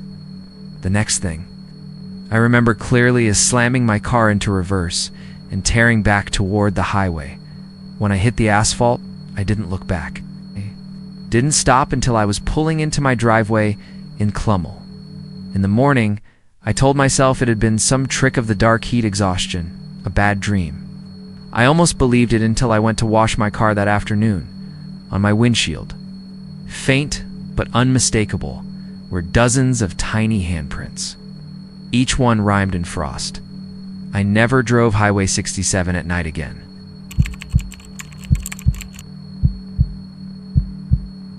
It was just past 2 in the morning when I rolled off Highway 90 and into the kind of place you wouldn't notice in daylight, much less in the deep hours of the night. Terrell County doesn't exactly bustle after sunset, and the stretch of road between Sanderson and the Mexican border feels like a forgotten limb of Texas bone dry. Dark and full of long silences. I was heading south toward a buddy's place in Presidio. A detour I hadn't planned to make, but one I'd been guilted into after a week of ignoring his calls. My gas gauge had been making me nervous for the last 40 miles. At the time I saw the dim, flickering glow of a lone gas station sign in the distance. The needle was nudging the red. The place didn't even look real at first. The canopy lights over the pumps buzzed with a sickly yellow hue, catching clouds of moths in their halo. The sign out front didn't advertise prices, just the word gas in faded red block letters that could have been there for decades. Dust coated the windows, and the concrete around the pumps was cracked and uneven. The kind of damage you get from too many summers baking under the Texas sun. There was no other light for miles in any direction. I could see the shapes of low hills. In the distance, the road snaking into darker country beyond. I pulled up next to the nearest pump and shut off the engine. The air outside was warm but carried a strange dryness, the kind that leaves your throat itchy after a single breath. Somewhere in the distance, a coyote yipped, and then the night went completely still again. There were no other cars, no trucks idling in the lot, no music playing from inside. Just the faint electric hum of the canopy lights and the dull chirp of an insect or two. The pump's display was old. It's the kind with the flip-style numbers, and when I picked up the nozzle and pulled the trigger, nothing happened. No clunk of the pump engaging, no movement on the numbers. I glanced toward the small building, the inside lit by a single flickering bulb that made everything inside look sepia-toned. A bell over the door jingled weakly when I pushed it open. The air inside was cooler, but stale, like it had been shut up for a long time. Shelves of snacks stood in neat but dusty rows, faded bags of chips. Glass bottles of soda with labels I didn't recognize, a rack of postcards showing landscapes that might have been from the 70s. Behind the counter stood a man. He was rail-thin, his skin the color of old leather, and he wore a brown work shirt with no name tag. His hair was slicked back with something that smelled faintly like kerosene, and his eyes dark, unreadable, tracked me from the moment I stepped in. "Pump's not working," I said, setting my wallet on the counter. "Need to fill up before." I hit the border. He didn't answer right away. He looked at me for a long few seconds, then slowly shook his head. "It's not how it works here," I frowned. "What do you mean? You got a credit machine? Or should I just pay cash?" Another slow shake of the head. His voice, when it came, was a low rasp that made the back of my neck prickle. "No cash, no card, no words." I waited for him to elaborate, But he didn't. He just kept staring. "Okay," I said cautiously. "So what exactly?" I lifted one long finger and pointed to a small hand-painted sign taped to the register. The letters were crude, done in black marker, "Only something you can't get back." I laughed nervously, thinking it was some weird small-town joke. Like, what? My soul? His expression didn't change. "Something you can't get back," he repeated. His tone made the hairs rise on my arms. I glanced around, half expecting someone to step out from the back room with a camera. Like this was part of some strange roadside prank. But there was no movement, no sound from anywhere else in the building. I was suddenly aware of how far I was from anything, no other stations. No houses in sight, no cell service since the last ridge I'd crossed. "Look," I said, "I just need a full tank. I can give you double what it's worth." He didn't move, didn't blink. No cash, no card, no words.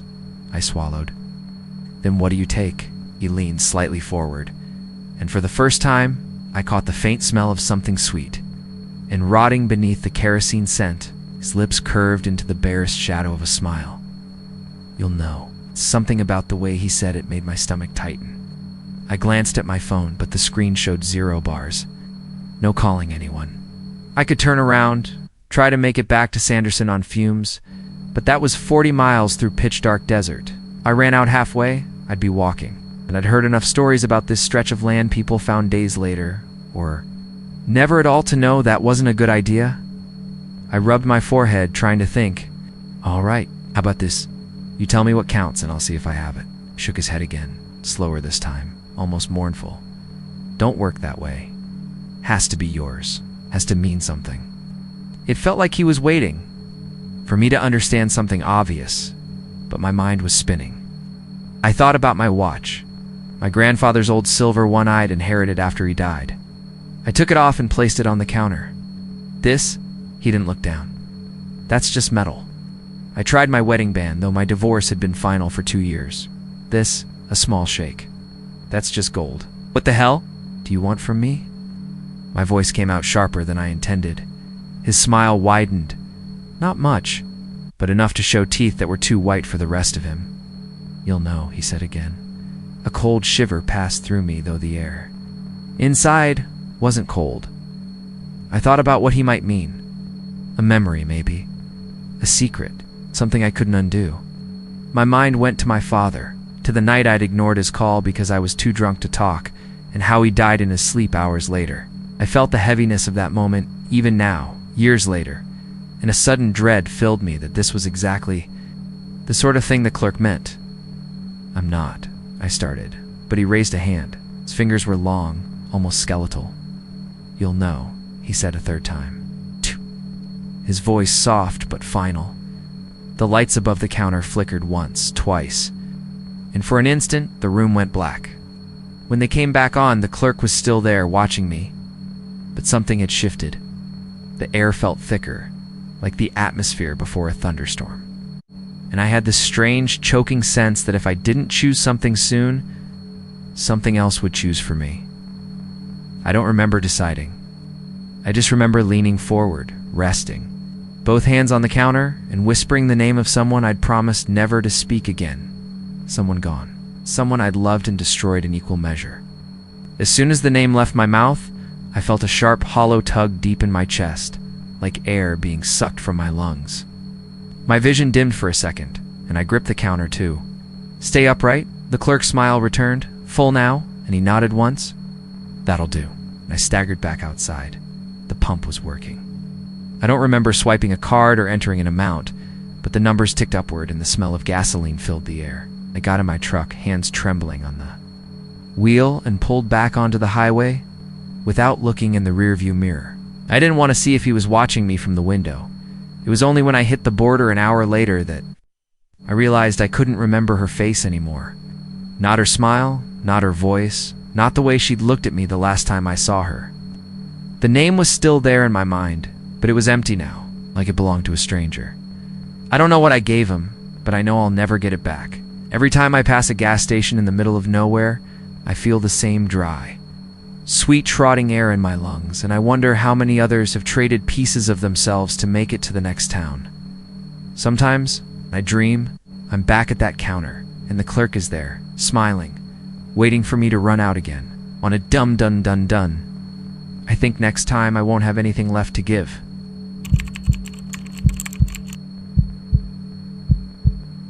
It was close to 9 o'clock on a late September night when I took the exit onto FM 66 just outside of Robstown, Texas.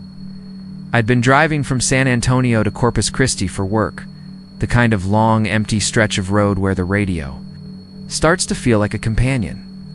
My original route was simple stay on Highway 77 until I hit the outskirts of the city, but somewhere after Sinton, my GPS chimed in with a cheerful voice telling me to take the next exit for a faster route. It shaved off 15 minutes, it claimed. I didn't even think twice. I just took the turn. FM 606 to signs. The sign was clean and green, reflective in the headlights with no graffiti or bullet holes like you see on some rural Texas markers. The number stuck in my head the second I saw it. It wasn't just the obvious implication was the way it looked under the sodium orange glow of the lone streetlight by the ramp, as if the numbers themselves had weight. The road narrowed immediately after the turn, shrinking from 4 lanes to 2, then to a single lane in each direction, separated by a faded yellow line that seemed to waver in the darkness. The pavement was black and fresh-looking, no cracks, no patches, but slick with the shine of recent humidity. Mesquite trees and thorny brush crowded close to both sides, their branches arching over in places and knitting together into a loose canopy. I drove for maybe 5 minutes before I realized I hadn't seen another car since leaving the highway. No taillights ahead, no headlights behind. The only sound was the low hum of my tires and the occasional scrape of a branch against my side mirror. I told myself it was fine. I'd driven Texas farm roads before. They could be quiet, desolate, even. But they always spat you out somewhere, usually in the middle of some town with a gas station and a Dairy Queen. Then, I noticed the speedometer. I'd been going maybe 50 when I turned, but now it hovered at 70. I took my foot off the gas. The needle didn't budge. I pressed the brake. The pedal pushed back against my foot like I was trying to stop a machine that wasn't designed to stop. The car maintained its pace, steady and smooth, like it was gliding downhill, except the road was perfectly flat. A ripple of unease crept up my spine. I tapped the brakes harder. The pedal sank slightly, but still offered resistance, and the speed stayed locked at 70. I shifted into neutral, hoping I could coast and slow naturally. The RPMs dropped, but the speed didn't. My hands clenched the wheel, knuckles pale. The GPS screen still glowed beside me, the route a solid blue line. No upcoming turns, no intersections. Just the same stretch of road ahead, winding slightly. Left and right, but never deviating. Recalculating, the voice chirped suddenly. The map flickered. For half a second, the blue line disappeared, and the screen showed nothing but a gray void. Then it returned only. Now the estimated arrival time was blank. The bottom of the screen simply read, "Continue straight." I rolled the window down, letting in the thick, damp night air. A mix of cedar, dust, and something faintly metallic hit me. The wind should have been loud at 70, but it wasn't. The air pushed against my face. Cool, but somehow muffled, like I was inside a soundproof. Tunnel up ahead. My headlights caught movement. A road sign. I leaned forward, squinting. It read FM 666 in large white letters, same as the one at the turnoff. The problem was, I'd been driving for almost 20 minutes. I should have been miles past the last sign. I glanced in the rearview mirror. Red glow of my taillights painted the road behind me. It's just darkness beyond. No sign of a town, no headlights, no change in the trees. I told myself I was tired. Maybe missing details, maybe looping back without realizing it. But my gut told me something was wrong. I hit the brakes again. It's harder this time. Nothing. I shifted into reverse, floored it, no change. It was like the gear shifter wasn't connected to anything real, just a plastic lever in a toy car. The GPS dinged, "Continue straight." The voice sounded slightly different now, lower, slower. I passed another sign. This one didn't say FM 6066. It had no words at all, just a black rectangle with a thin red border. As if something had been burned away in the middle, the mesquite, thickets thickened, branches almost scraping the hood. I could feel sweat on my neck despite the cool air blowing through the window. My hands itched with the urge to turn the wheel and veer off into the brush, to get off this road entirely. But I couldn't see an opening wide enough. Just tangled black shapes in the dark. My phone buzzed. I glanced at it in the cup holder. No signal, no notifications. The screen was black. The buzz came again. Louder. This time it wasn't my phone, it was coming from the radio speakers. Low. Distorted hum, like feedback from a bad mic. I reached to shut it off, but the button wouldn't respond. The hum grew clearer, resolving into a faint voice. It was my voice. I froze, my hand still on the dial. It was me, my tone, my cadence saying my name, my home address, my mother's name. Then, help me. Please help me. I can't get off the road. I snatched my hand back like I'd touched a live wire. The hum returned, swallowing the words. Up ahead, the road curved slightly right, and for the first time since I'd turned onto FM 666, I saw something besides trees. A car.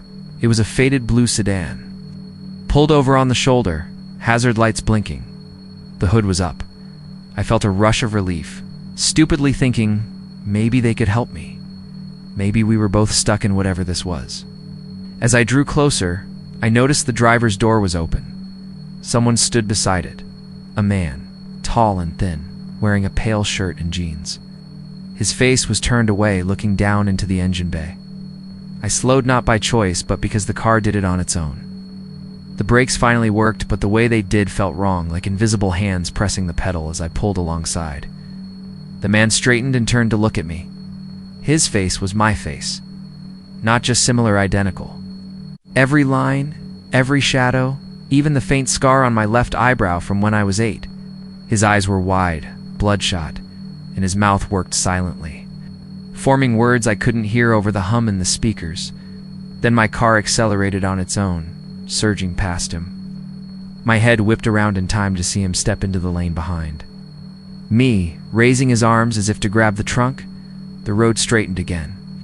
The speedometer climbed past 75. The hum in the speakers shifted back into that low voice. This time, it wasn't asking for help. It was laughing. I don't know how long I drove after that. Minutes, hours, it felt like both. I passed more signs, all black with red borders, all silent. The mesquite finally began to thin, replaced by open fields. I thought maybe I was free. Maybe I'd make it to some county road or cross street. Then the GPS voice spoke again, soft but clear. You have reached your destination. The car slowed. The headlights fell on a shape in the distance. It was me standing, in the middle of the road, holding out my own car keys, smiling like I'd been waiting a long, long time. That's the last thing I remember before the world blinked black. When I opened my eyes, I was standing beside a blue sedan on the shoulder of FM 666, hazard lights blinking, hood up, car was coming, and I was so relieved to see the driver, because it was me.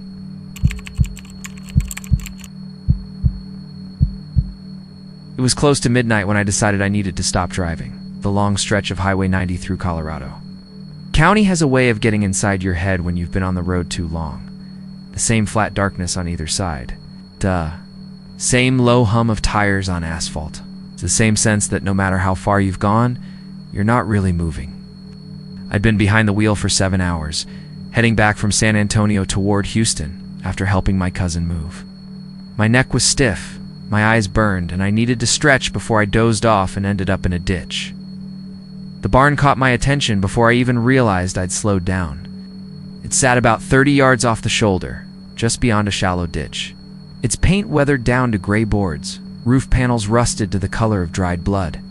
A faded advertisement for some long-dead feed company clung in scraps to the side facing the road.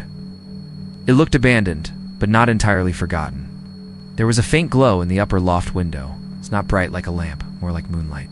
Through a thin curtain, except the moon was still hidden behind clouds. I pulled onto the shoulder and cut the engine. The sudden quiet made my ears ring. In the absence of the engine's vibration, I heard the night sounds in sharp detail, the cicadas in the trees beyond the fence line, the occasional lonely croak of a bullfrog from somewhere low and wet, the whisper of a breeze moving through dry grass. The barn was about 50 feet from an old cattle gate, which hung crooked on its hinges. A narrow dirt path led from the highway past it, worn enough that I wondered if someone still used it. I leaned against my car, stretching my back, breathing in air that smelled faintly of mesquite and rain yet to come. That's when I noticed the movement. Up in the loft window, silhouetted against that pale glow, someone was watching me. I could see the outline of a head and shoulders perfectly still, just above the horizontal beam that cut the window in half. It didn't startle me at first. This was Texas, and plenty of folks keep an eye on strangers stopping near their property. I gave a little wave. The figure didn't wave back, didn't move at all. Then a second head appeared beside the first. Same height, same shape, same perfect stillness. My stomach tightened a little. I squinted into the dark, thinking maybe I was seeing a trick of the light. But no, there was a third head now, just behind the other two. All three were perfectly aligned, their outlines sharp in the glow from within the loft. I couldn't make out faces, but there was something unnatural about the way they stood, shoulder to shoulder, with the exact same tilt of the head. I don't know why, but I took a step closer.